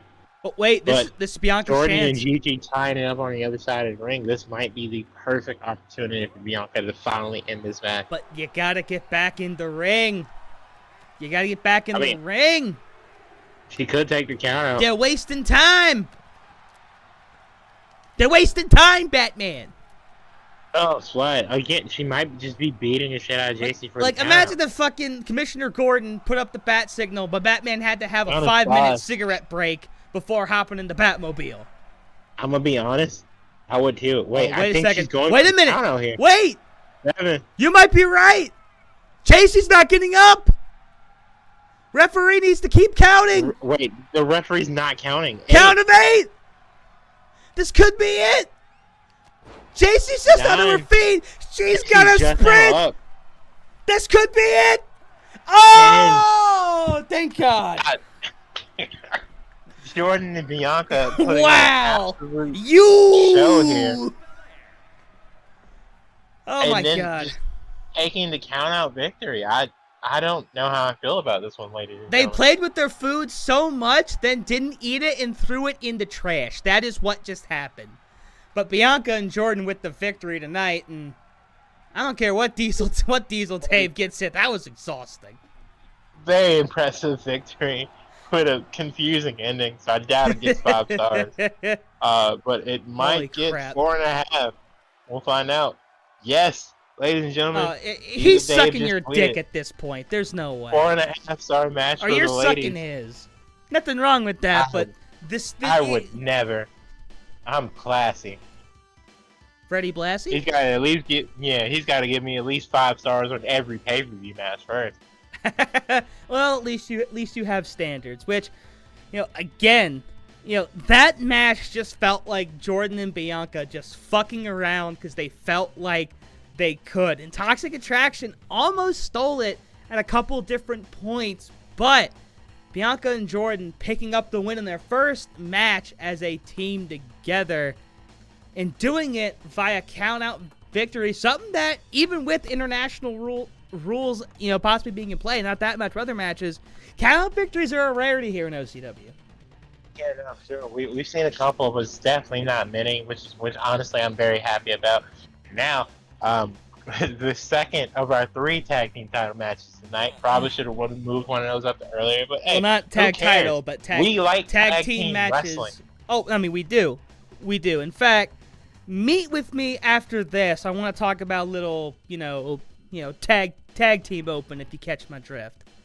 Yeah, I got you for sure. With that being said, next up, our second tag match of the night. Mixed tag team action. We've got contenders versus champions. Cora Jade and Julius Creed challenging for the glorious women's, I should say, and glorious tag team titles respectively at Defiance, taking on the champions and the glorious women's champion, the man, the Iron Man, I should say, Becky Lynch, and the Archer of Infamy, one half of the Judgment Day, Senor Money in the Bank. Hey, Mr. Damien. You know what we need now? We need like a mashup where it's Becky Lynch's theme, but like in like Iron Man, like whoa whoa. That would be fantastic. Now we'd get double sued. I mean, no, we'll make it an 8-bit. All right, they'll never know. Fair enough. But anyways. We've seen Brutus Creed go on his own in at least one battle royal before.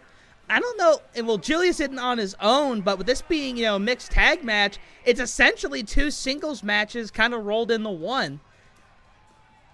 But Julius, we haven't seen him out here without his brother, I don't think.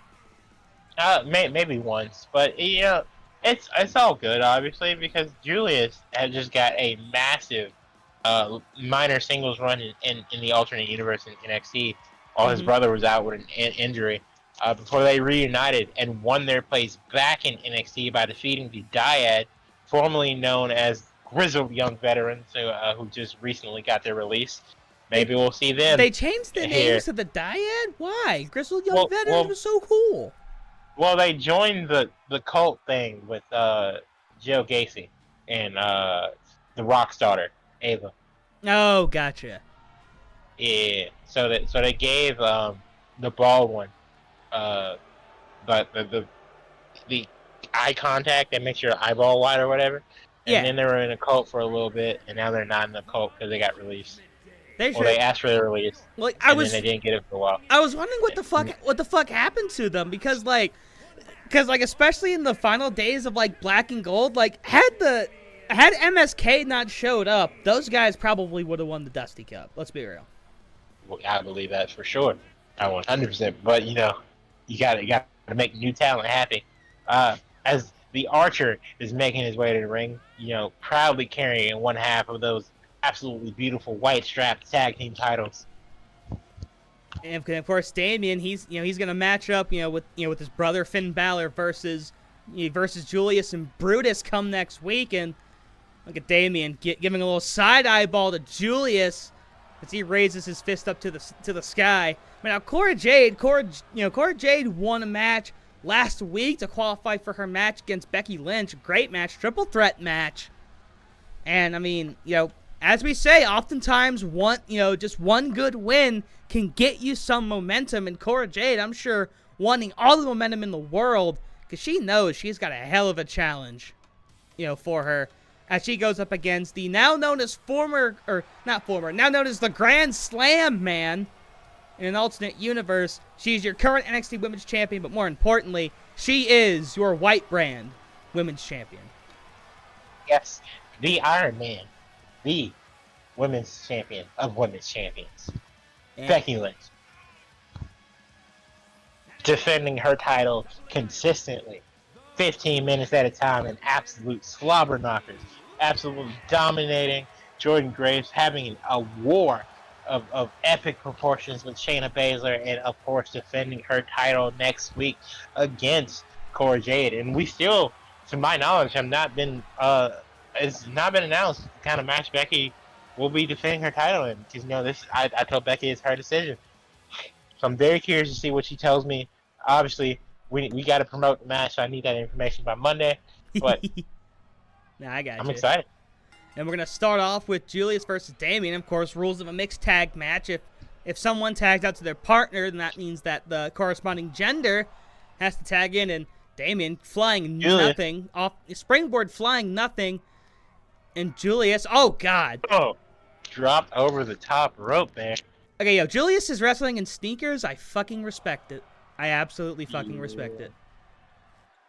And wait a minute. Whoa, and Damian looking to give the referee a big giant hug, thanking him for his service. But the referee saying, "Listen, we'll hug after the match. I got a job to do." And Damian, I don't know why he got out of the ring there. And Damian, mad the referee didn't accept the generous hug. He's gonna take his rage out on Julius here. Now, of course, the Creed brothers, they and freaking Top Flight, two of the youngest tag team in OCWs, but both Young Gun tag teams have tag title matches next week at Defiant. Of course, as we saw last week, the Martin brothers had some amazing matches, individual matches. Whoa, wait a minute! Oh. Jesus Christ! Creed pulling the Samoa Joe and just saying nope. And what? But yeah, no.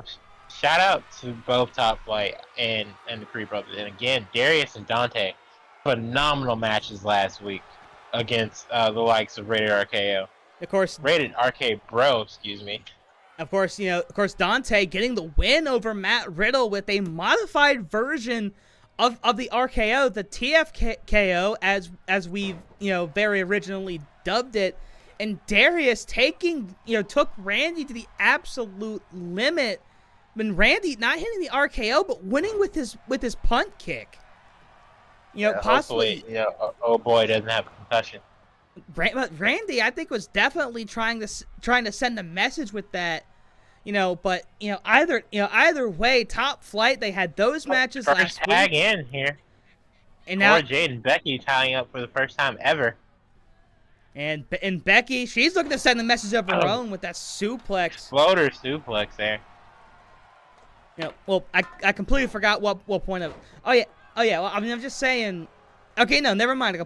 I completely lost my point as we were watching wrestling. Randy Orton sending a message, Top Flight, tag team championships, blah blah blah blah blah. But then after that, my brain absolutely go fry. Fair enough. Becky. And now Cora's gonna have to roll out. Cora and tagging back in Priest here. Honestly, we'll probably see a good bit of this. Oh Jesus, my camera done went out. But honestly, one thing I didn't realize, look at Julius. He's about as big as Damien. Real talk. Oh yeah, Julius is a big boy. He's pretty wide. He's not the tallest kid in the world. I mean, because again, Damien Priest is like 6'5". Yeah. Julius got that weight on. Heavyweight wrestler, sure. Oh wait, and Becky, middle of the ring, and I don't know if their partners are allowed to run in and make the save. That's a great question. I don't know. Julius wasn't running in right there. Of course, these guys would know more about the rules than we do. We just commentate the shit. And Cora, whoa, tornado DDT. Mixed tag matches are really weird. I've seen literally thousands over the years, right? Mm-hmm. And depending on the promotion, guys can touch girls, girls can touch guys, but more often than not, girls usually get away with a little bit more than guys do. Mm-hmm. Oh, so I saw Becky kind of interfere a bit when Priest and Julius were going at it, but I doubt we'll see. Well, Priest might. He's a heel. He's a dickbag. No,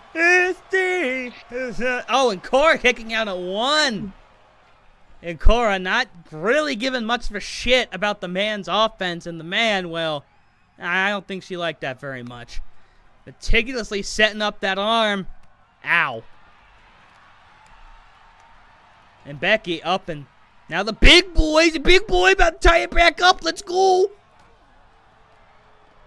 Uh-oh. And Priest, what's he looking for here? Razor's Edge? No. No, Razor's Edge. Yeah. Oh, and wait a minute. Ooh, I thought he was about ready to try to submit the submission specialist. Oh, and Julius now. Now Julius getting some right hooks. Crowd going nuts. Julius working over that arm. Using the ropes and those fabulous sneakers as leverage. And Julius lifts him up. Oh my goodness gracious. Julius Priest showing that he does indeed believe his is the only way. Kevin Dunn, what the fuck? The fuck you do that? Here's the cover. 1, 2. Two. Kick out. God damn. Well, Kevin did it because clearly Cora just got taken out by Becky there. But they were still having it in the ring, and there was a cover. Look, Kevin. Yeah, I mean, but he tried to give us the best angle. I don't know why you hired Kevin Dunn in the first place. You've been bitching about Kevin for years. I didn't sign his contract. That wasn't me. Wait, who the fuck signed his contract then? That'd been Gus. I don't know. God damn it, Gus! What? Or Alex. No, it wasn't Alex. Alex is in charge of catering. Which, by the way, that banana pudding was fucking delicious. As Damien Priest now, and he's getting some revenge on Julius. And Julius, probably a good choice by the young. Oh no! Oh, the Damien dive! Julius thought he was safe, and Damien says nowhere is safe. Nowhere is sacred. And meanwhile, Becky and Cora tying up, and someone looks to be down on the north side of the ring. And we can't see. Oh, it's Becky, because Cora's back in her corner. And I don't know what that was by Priest, but it obviously hurt Julius in some way, shape, or form. Now Julius, and he can't even go back in the ring. If this ends in countout, that would be absolutely funny as shit. Ah, damn it. Oh, wait a minute. Whoa. And Cora keeping Priest out the ring. Oh, but she's going to throw him back in. That might not have been the smart decision. And now Priest short hopping. Priest tagging in, so Julius will get that moment to rest. Best press there. Honestly, if I'm Cora Jade, I'm keeping Damian Priest out of the ring. But I don't know. Maybe Julius said something to her. You know, maybe Julius just wants to finish it in the ring. Maybe that's what he wants to do. And my camera has disappeared again. Why is this happening to me? Right. Well, you know, Julius is usually having either his brother or Ivy Nile, the other member of Diamond Mine, here, but Ivy has not been signed to either brand currently.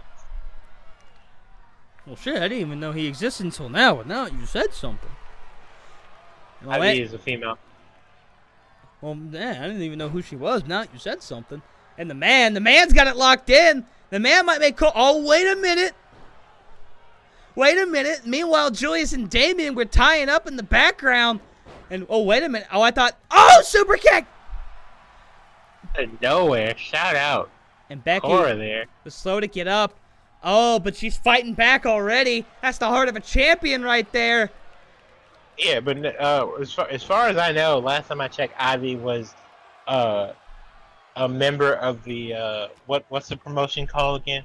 DLC, I think. DLC, downloadable content? No. That's what we should call our developmental brand, DLC. Yeah.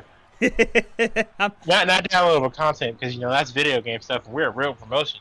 No, it's what is this again? Yeah, I don't know. You have a much better kind of stranglehold's not the word I'm looking for, but you're more in tune with the indie world than me. The only indie promotion I really follow is DPW. And True. Damian Priest and oh Jesus hits the lights. And that might be lights out for Julius Creed tonight. Here's the cover. His old finisher. One. Oh, but Cora, never mind. Cora does break it up. No, okay. Deadpool loves combat. Yeah, Ivy now is a current member of the Deadpool loves combat roster. So, you know, that costs a little bit of money to get guys hit the lights again. Lights out. God, that must be a high-ass bill. Oh, and a 2.777 repeated. A kick out. And Priest probably is not happy about that. Planning Julius cover and again. Jesus Christ. Saying, no way, Jose. Oh, and Julius with the kip up. He's saying he's not done yet. Ours whip. Julius says, fuck your lights. Kitchen sinking, man.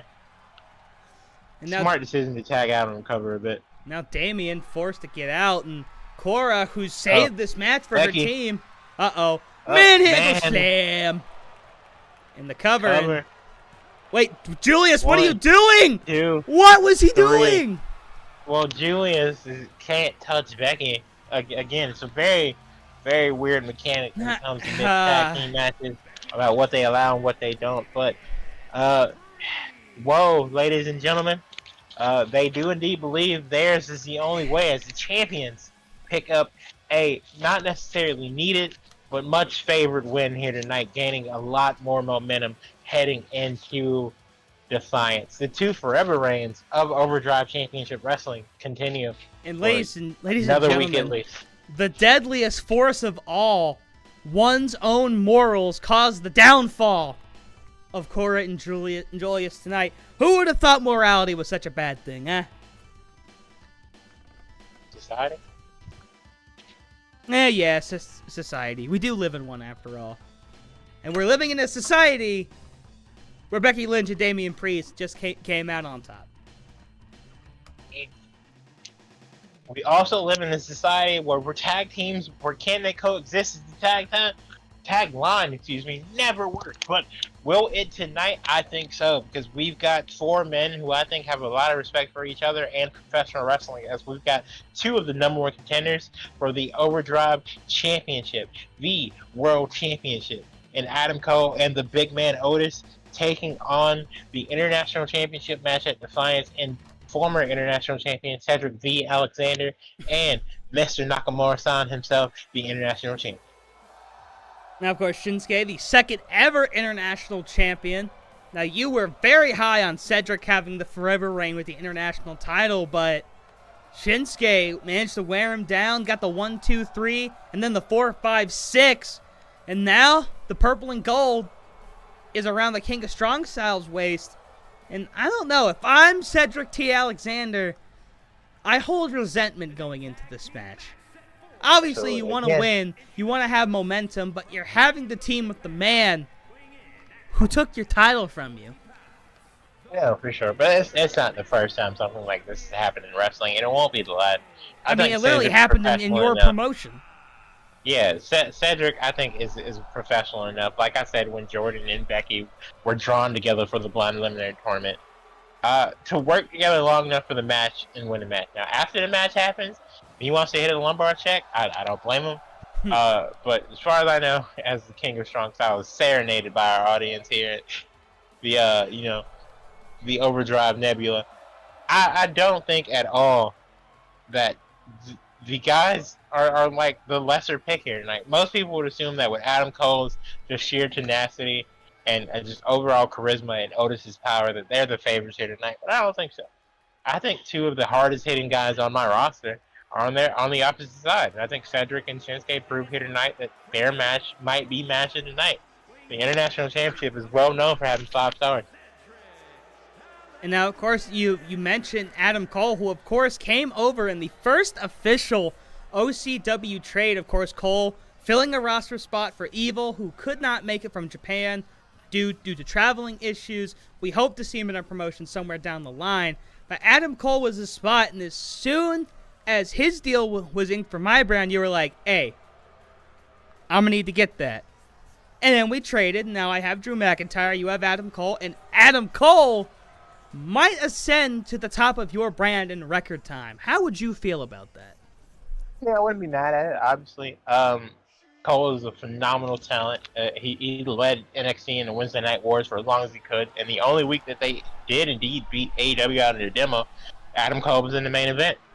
So I don't mind at all. Adam Cole, like Bebe, leading the charge as the world champion is something I'd be completely okay with. Honestly, believe it or not, surprisingly, his tag team partner, Otis, I'd be okay with too. Otis is absolutely coming to his own the last few weeks here, knocking off the likes of AJ Styles and the Limitless One, Keith Lee. And he managed to pin a guy I definitely wasn't expecting, you know? Cody Rhodes failing at an opportunity. Again. Yet again. You know, in that triple threat. This is why the story is not going to get finished. Because other people's stories need to be told. Right, yeah, but then again, Cody hasn't really had a one-on-one opportunity for the world title, and maybe that's what he needs. Unfortunately, multi-men matches again. Same thing like what we were mentioning earlier when it came to Santos Escobar and a few others. Multi-men matches have not been in their favor. I mean, because Cody is undefeated in singles matches. He's had 2 against Solo Sikoa, which he, handily won those. And Adam Cole just straight up is undefeated inside an OCW ring. He's had 2 matches. He beat Carmelo Hayes, and then, of course, he won his qualifying match last week. The likes of the one, Johnny Gargano. Revisiting that rivalry, obviously, as Roman Reigns was just kind of left on the wayside in that moment. Roman is another guy who, unfortunately, multi-man matches have not been in his favor. Obviously, he went to absolute war with the Murderhawk Monster Lance Archer, who went to war again in that Monsters Ball match with Miro. Boom, by the way. I'm more of a moob guy. Boom spelled backwards, moob. No, but Adam Cole, unfortunately, failing to capture the AEW World Championship in Wembley, at All In the alternate universe. But maybe Defiance is his opportunity to win a major world championship. Well, of course, the only thing you need to do to make Adam Cole feel special is to ring that goddamn bell, and, well, they're about to ring that goddamn bell. Oh, and Otis starting off against Shinsuke. Ooh, it's going to be good.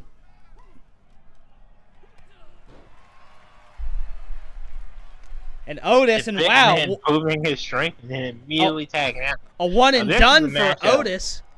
That we never really got to see. That's a fucking shame. Holy shit! To see how this match would go for a title opportunity in the event that Adam can't pick up the win and Shinsuke retains at Defiance. I don't know. I knew the second that Adam Cole fucking walked out, I'm like, the gears in Elias's head have got to be turning here, because they were definitely turning in mine. And I'm not even on your brand. I think, personally, as much as I love Drew and I feel like he'll be a better fit on the Orange brand, you're going to regret trading Adam Cole in the near future. I mean, I just felt you could do better with Adam Cole right now than I could, and I feel I could do better with Drew right now than you could. Now, of course, Drew, we've seen him on Overdrive programming, debuted in a trios match where he, the Galactic Champion Seth motherfucking Rollins, and Moose took on Imperium in what I believe right now is the longest match in OCW history.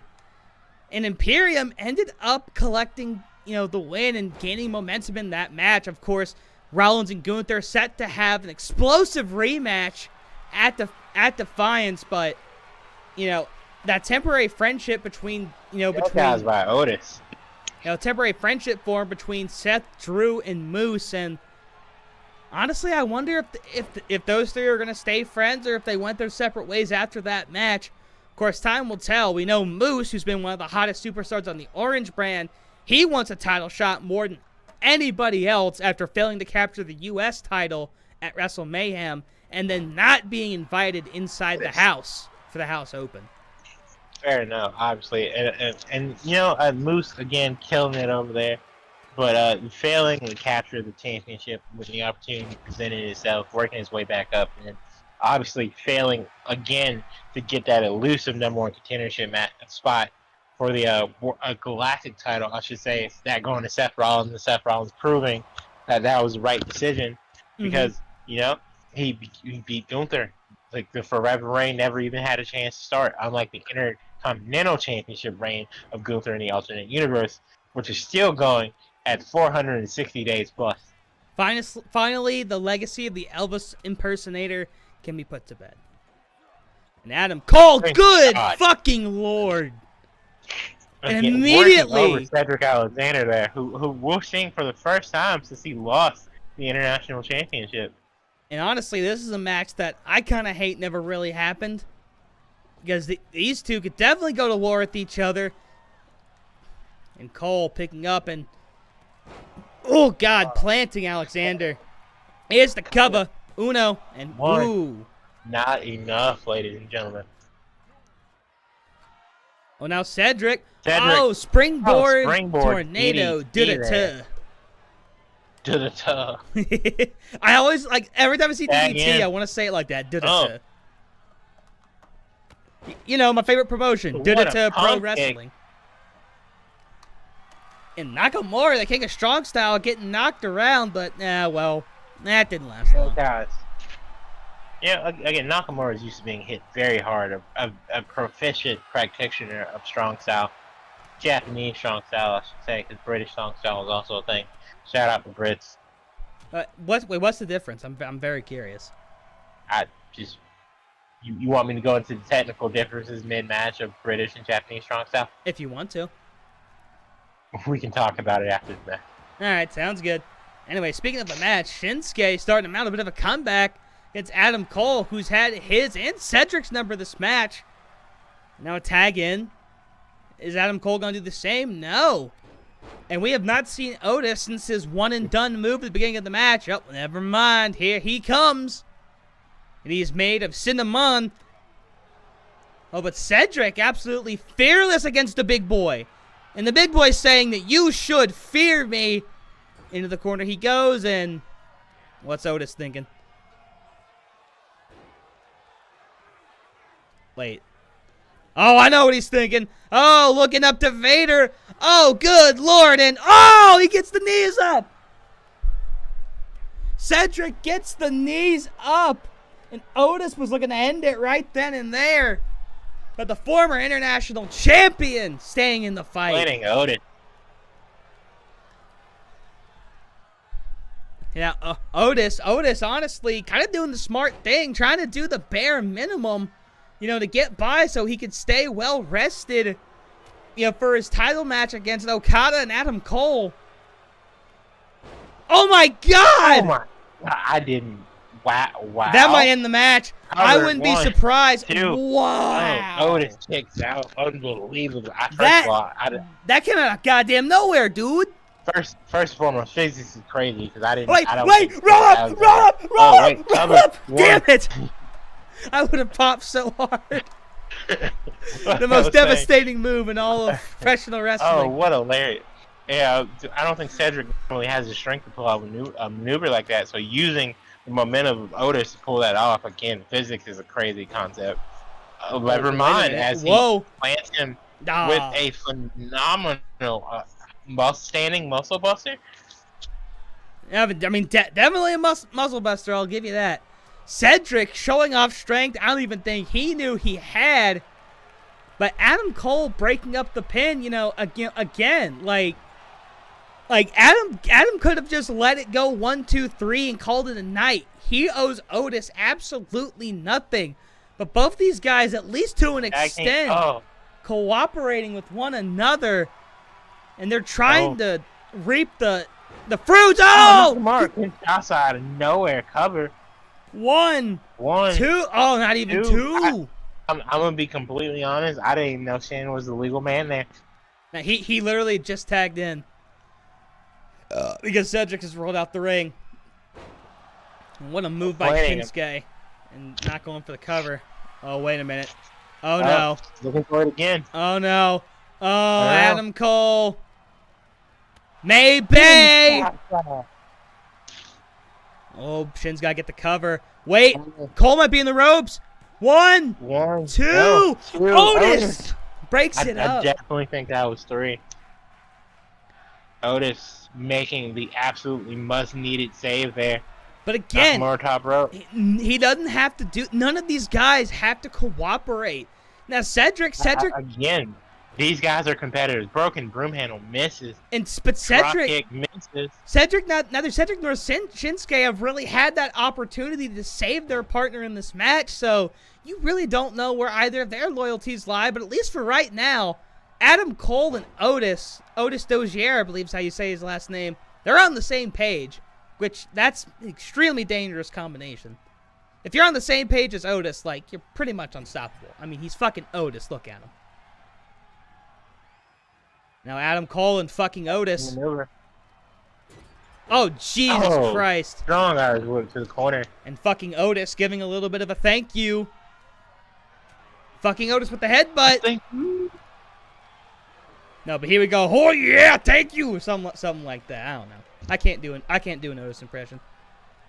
I don't think anyone can, though. That guy just has a very, very unique voice. And oh my God, fucking Otis, fucking Otis, middle rope headbutt. That could end it. Shoulder tackle there. Cover, maybe. Nope. Oh, elbow drop. That's a lot of weight. Standing elbow dropping. Oh wait. Oh no. Second rope again. Cedric. Oh! World's strongest splash! Cover! Oh, God damn it. But Nakamura. And like I said, all 4 of these guys are true competitors. They love professional wrestling. They're taking this tag match as serious as they would any singles match. But now Otis is splashing the corner. And, yep, I would do about the same thing. And, oh, wait a minute. We're going to see the worm here? Everybody get ready to dance your ass off! Here's the worm! He hits it! Oh, it hits. Cover. The cover! 1! Oh, 1. Nakamura flying in to break up the cover. Finishers don't matter in fucking tag matches anymore. Well, they gotta take the guy. World's strongest slam! But not going for the cover. Otis. Now going for the cover.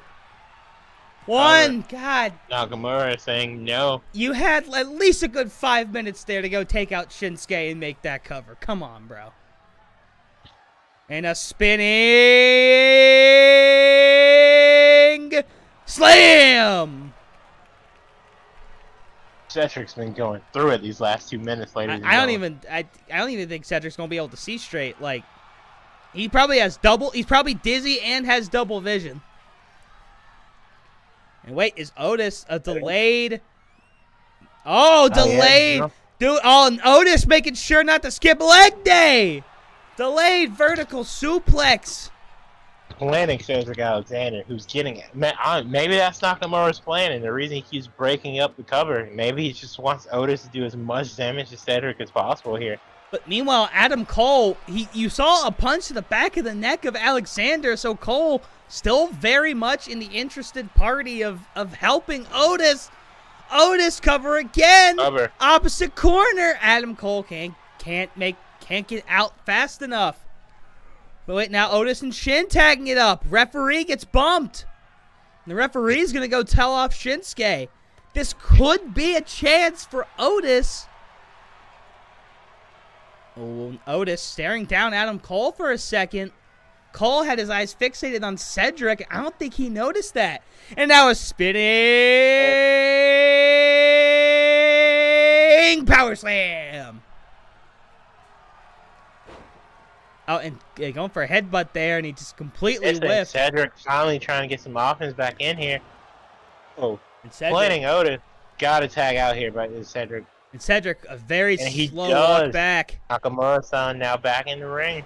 And Otis and Shinsuke, they sandwiched the referee a little bit. Lucky for both of them, he wasn't harmed. A backdrop by Otis. Otis, oh, he's got Shin locked up. Oh, Shin's about to be in a worse way here in the corner. Worst spot you want to be. And Otis staring in the eyes of Shin. Oh. World's Strongest Slam. Shin, and yeah, World's Strongest Slam because of it. But Otis not going for the cover yet. But here it is. One. Oh, rope break. Grabbing the rope. Better presence there. However, I did notice out of the corner of my eye, Cedric did indeed climb into the ring, or at least attempted to. So Cedric seems to be all about this team effort, but Shinsuke maybe not so much. And Otis, he's been in there for so long, still putting up a valiant fight. But now a hot tag. Here comes Cedric. And Cedric spinning slam. Oh, Cedric going for a ride yet again here. What? Wait. How do you have the capacity to do that? I don't understand. Because he's Cedric the Alexander. He's primetime, baby. God damn, dude. Ain't talking Colorado. Wait, another tag maneuver by Cole and Otis. And Cedric just got clapped. And we'd like to welcome in our members of the OCW universe watching our main event for the first half of OCW programming unfold. We appreciate every single one of you. Are we still here? Still here. Second of all, we just had this conversation. It's the Overdrive Nebula. Overdrive, right. the Nebula, I'm sorry. I shit you not, I just had both screens just go completely black for a second. Oh yeah, no, I definitely saw the freeze. We've gone through this before, and I didn't want to go through it again. He's not going for the cover while Nakamura's down. I think that might be a mistake here. Otis.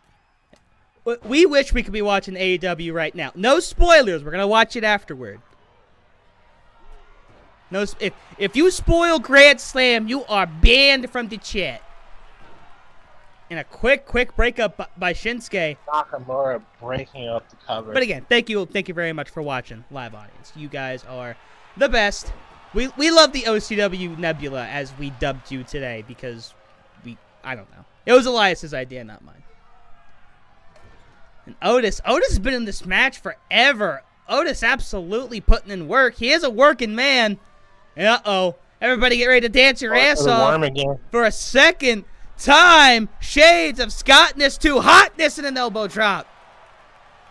And cover. And Adam Cole not even close to being fast enough. Is this what AEW meant by fight forever? Because fight forever. We're almost 2 hours in the programming. We still got the orange brand to go. We gonna be here a while. Yeah, drop kick though.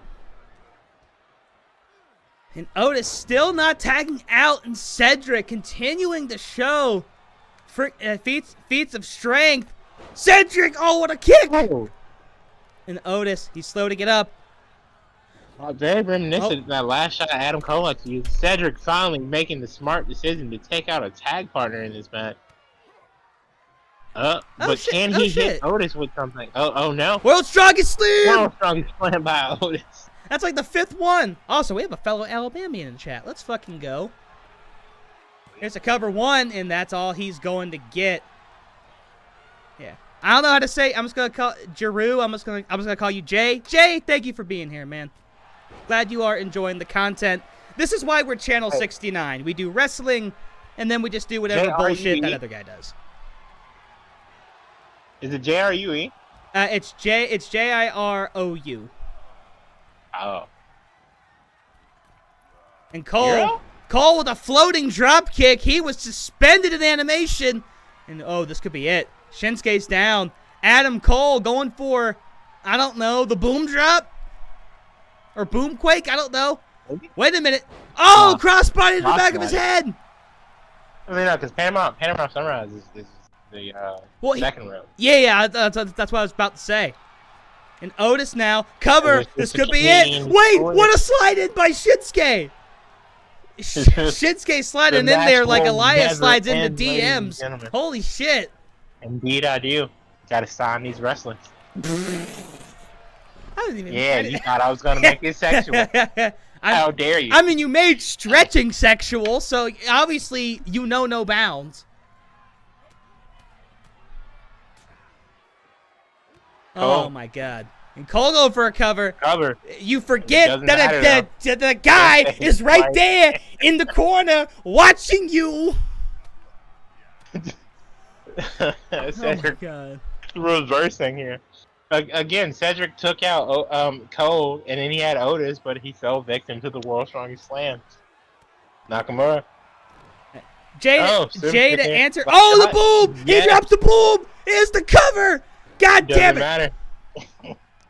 Okay, so, Jay, to answer your question, I don't watch Impact personally. I keep up with it on the social medias and stuff.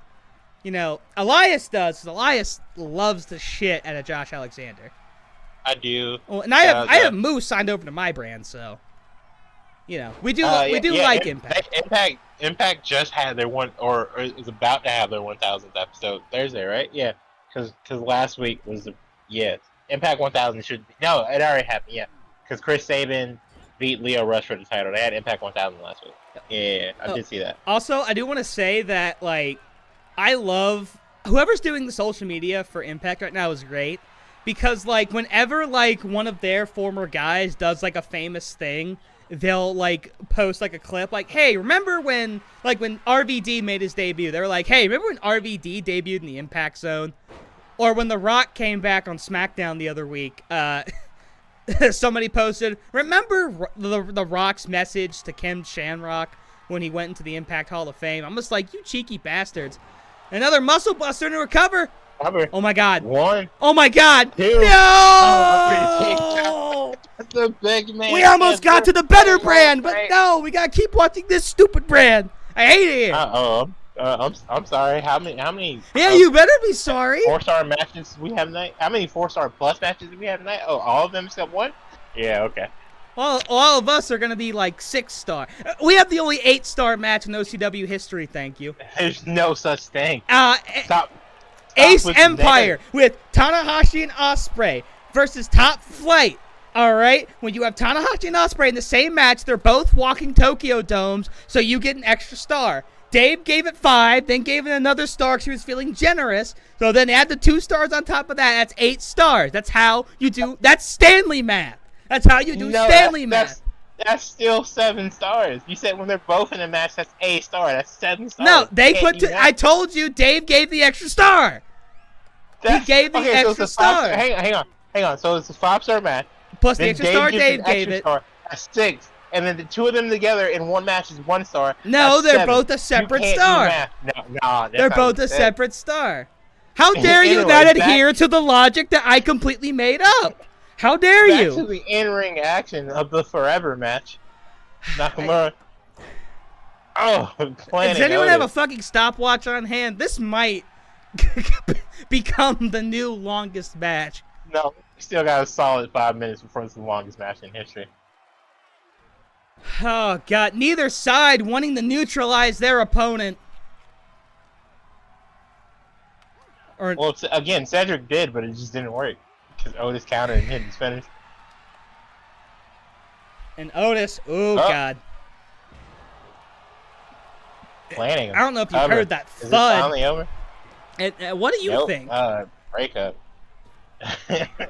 Well, I don't know. Maybe Cedric's like, all right. Since I hate that both of these guys decide to cooperate. You guys are literally going to be fighting each other come next week. Somebody hit someone with a chair or something to cause a DQ. Like half of these guys have been in Ring of Honor, which means they follow the code of honor. All right. I didn't see no handshaking. Three-fourths of these guys have been in Ring of Honor. All right. Otis is the only one who hasn't. All right. So unlike your brand, we have principles over here. Oh, God. Yeah, we do have, and we too have principles on our brand, which is fuck your brand. Well, we see how that's worked out for you the last 7 weeks. We're turning the tide. Listen, just wait till Survivor Series. We'll see then which brand's the best of the best. It's my brand. That's literally like 4 That's not a spoiler. That's a prediction. That's literally 2 pay-per-views and 4 TV specials away. Yeah, and we're still gonna prove superiority. So what? 4 months? Yes. In 4 months, we're gonna show you who's boss. Yeah. Okay. Cool. Okay. And Cedric. All right. He might be able to put us out of our misery. Nope. All right. Tag instead. Yeah. How about you try to keep up with these star ratings first? And you know what? We'll get there too. It's all a process. I know a thing or two about processes. I'm from Philadelphia. Except my process is going to work. I was about to say, we see how that's going. Nakamura looking for the Kinshasa. Oh, and this could end it. God, this is the end of the match. This could end it. I don't know where Adam Cole is. Umaye, there we go. Oh, fuck, no, there he is. Yeah, he's still standing. I thought Nakamura was going to do the smart thing. He does not cover. 1, 2, this ref count's slow as shit. Oh, now you want to do it. Okay, cool. Hit another Kinshasa. I don't care if it's Otis. Just do it. Just do it. No, Nakamura. I don't have time for this chicken shit bullshit. What an arm drag. End it there. Drag. Cover. World's second greatest arm drag. Whoa, why is it the second greatest? Because Finn Balor has the world's greatest arm drag. Don't you remember? That's how they won one of their tag matches. Nakamura's showing. How do I remember that shit, but you don't? This is your brand. Well, Moose has like 3 bullshit extra finishers. They're not bullshit. He adds a new finisher every week. It's like the Thanos gauntlet. So we'll have 7 then.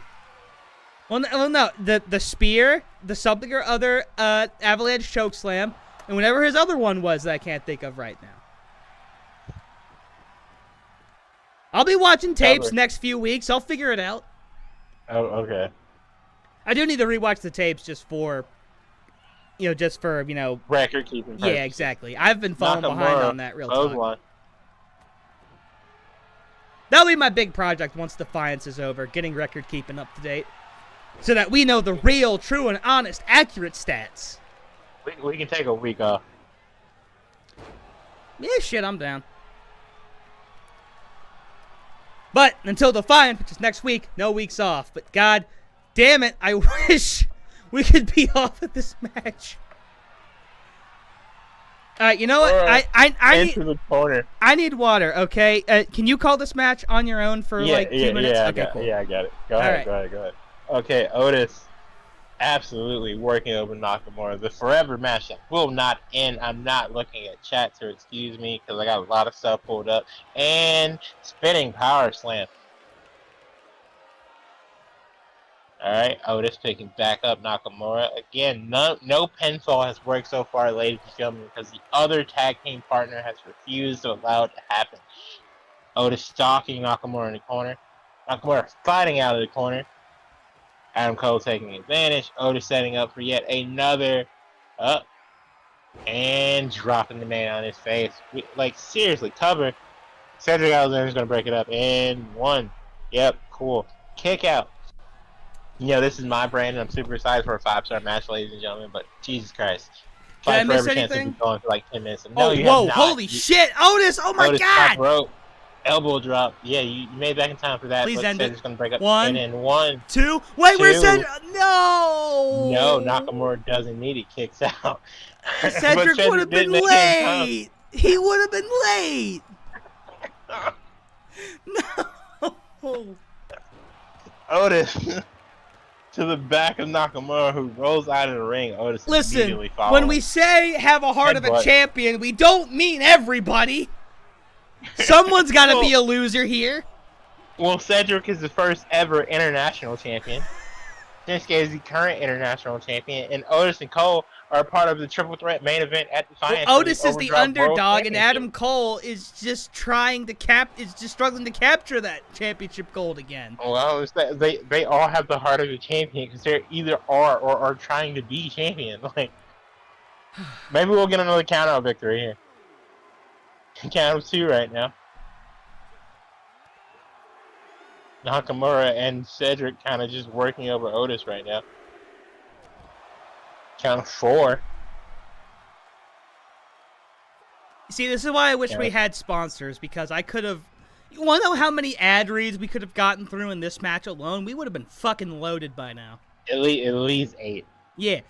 Fuck it, that's 8 times the amount of pay. We'd be loaded right now. And Cedric, I don't know what he's thinking. He might have CTE at this point with how long this match has gone. Yeah, now Cedric has been dropped on his head a couple times. Definitely got a bruised rib or two from Otis's full weight from the top rope. See, at least Top Flight Ace Empire knew when to end. Oh, whoa, what a leg drop. And honestly, these guys still pulling out spots. Wait a 2. second! 3, Cedric Alexander picking up a much-needed win. Adam Cole said, fuck this shit. He lost the international championship, and he picks up a victory. The answer to can they coexist is yes, they can. The international championship match, which is going to be my match of the night, in my opinion, at Defiance, picks up the win here tonight. And an absolute slobber knocker of a match. Diesel Dave just texted me. 5 stars. He is, yeah, never mind. I'm not going to make that same joke twice. What a phenomenal card here on Overdrive Glory, ladies and gentlemen. Christ, you made me do all those graphics, and then you made me sit on my ass for 2 hours. Look how great it worked out. We had a 2-hour show. Only one match wasn't 4 stars minimum. I want to say the White Brand did phenomenal. You should be thanking me for bringing you. Listen, I'm glad the product is doing good, but you're doing too good. You have to do bad so that my brand looks really good. That's how it goes in my head canon. Before we leave this screen real quick, can you just go back to the beginning so we just go over all the winners real quick tonight? It's probably best we do that because, oh, good God. If you've been here the whole time, God bless you. If you were here for any of that match, God bless you. Alright, so when it concerns the women's tag team titles at Defiance, Asuka with Charlotte in her corner was able to beat Candice LeRae with that Ocelot, picking up some much needed momentum, going into that phenomenal 5-star, by the way, ladder match, ladies and gentlemen. Ricochet picking up a much needed win, boosting himself in the singles competition rankings. Much needed. Guys kind of been floating by the wayside. Unfortunately, the other 5 guys could just not pick up any momentum. Everybody killed each other in that match. Yeah, no, that match was absolutely That was an phenomenal. indie match. I can't wait for the playback. Yeah, that was the definition of an indie. Bodies were flying. People were busted open. Everybody and their mother caught a neck shot to the ladder. Chad Gable, unfortunately, falling 3-0 to Bryan Danielson, the American Dragon, in a very interesting 2 out of 3 falls match. Hopefully Chad can pick up momentum, try and turn it around. Toxic Attraction absolutely being toyed with like they were chew toys by the 2 dominant women's superstars in Jordan Grace and Bianca Belair. I mean, they were just showing off their moves at that point. I think they were pissed and not, fighting for the title next week at Defiance, but they'll be all right. And the contenders and Cora Jade and Julius Creed fighting for the tag team titles and the women's championship respectively, putting on a phenomenal match, but unfortunately falling to the champions. Hopefully that's not a tale of the tape for their matches next week, because I would love to see the youth movement continue here on the White brand. And then again in our main event, the Forever match, 5 stars. Cedric Alexander and Shinsuke Nakamura, the International Championship match. Opponents next week were able to coexist long enough, or should I say too long, for over 20 minutes here, and beat 2/3 of the Overdrive World Championship match in our main event at Defiance, and Adam Cole and Otis. So Stanley, I know you're mad that that match went forever, and that my card is probably again going to be better than your card. But what you think of the matches here tonight? I mean, listen, fuck you for making me wait through so much. But once again, the Orange brand obviously has a lot to live up to this week. So I'm hoping that not only do we go toe for toe with you in terms of star ratings, which is harder for me because, you and Diesel Dave have barbecues every Friday afternoon, which I don't get invited to. I thought we were partners, but that's besides the point. You live an entire city away. I'm sorry, Diesel Dave lives down the street. The invite would be nice. You obviously have carrier pigeons. Okay, cool. Just saying. You leave Jeremy the carrier pigeon out of this. This is a great bird. All right. Second of all, fine. We're having karaoke night next Tuesday. Thank you. You're more than welcome to attend. Thank you. I will sing every wrestling theme song that I know. Anyways, Bailey will be there too. I'll sing the Big Show's theme. How about that? And wait, which one? The one where he goes, well, that one. Oh, cool. The one he hates. Got it. No, exactly. But a lot to live up to this week. Can the Orange brand compete? Obviously, a lot of stuff's happening. We are in the final stages of the House Open. Who will clinch their spot in Grand Finals? We will find that out tonight. And on top of that, 4 women will go up against each other for the Prideful Women's Championship at Defiance. And 3 of those women are going to be in action to see who will get momentum going into that match. All that and more coming up on the Orange brand here in just a second. If you're watching the stream, if you're watching the replay, well, please, when you're done with this, go click on the Orange brand. It'll be good action as well. I guarantee it. But another solid week for the White brand, I must say, as begrudgingly as I have to say it. But I give credit where it's due sometimes, because ultimately I'm about the success of OCW as a whole. And if your brand does good, well, then OCW does good. As much as I hate to say that. Very mature response from you this week. Well, you know what? I give you a lot of shit because, well, I think it's funny. But we are partners at the end of the day, so even if one of us stumbles, if one brand's doing good, the whole company's doing good. That's how I look. In that case, I hope you have a card full of 3-star matches, bud. I'd be mad, but that's about the nicest thing you've ever said for me. So, anyways, for OCW Glory, I'm Stanley Boer with the PNG of Power, Mr. Elias Storm, and we will see you guys in a little bit. Yep.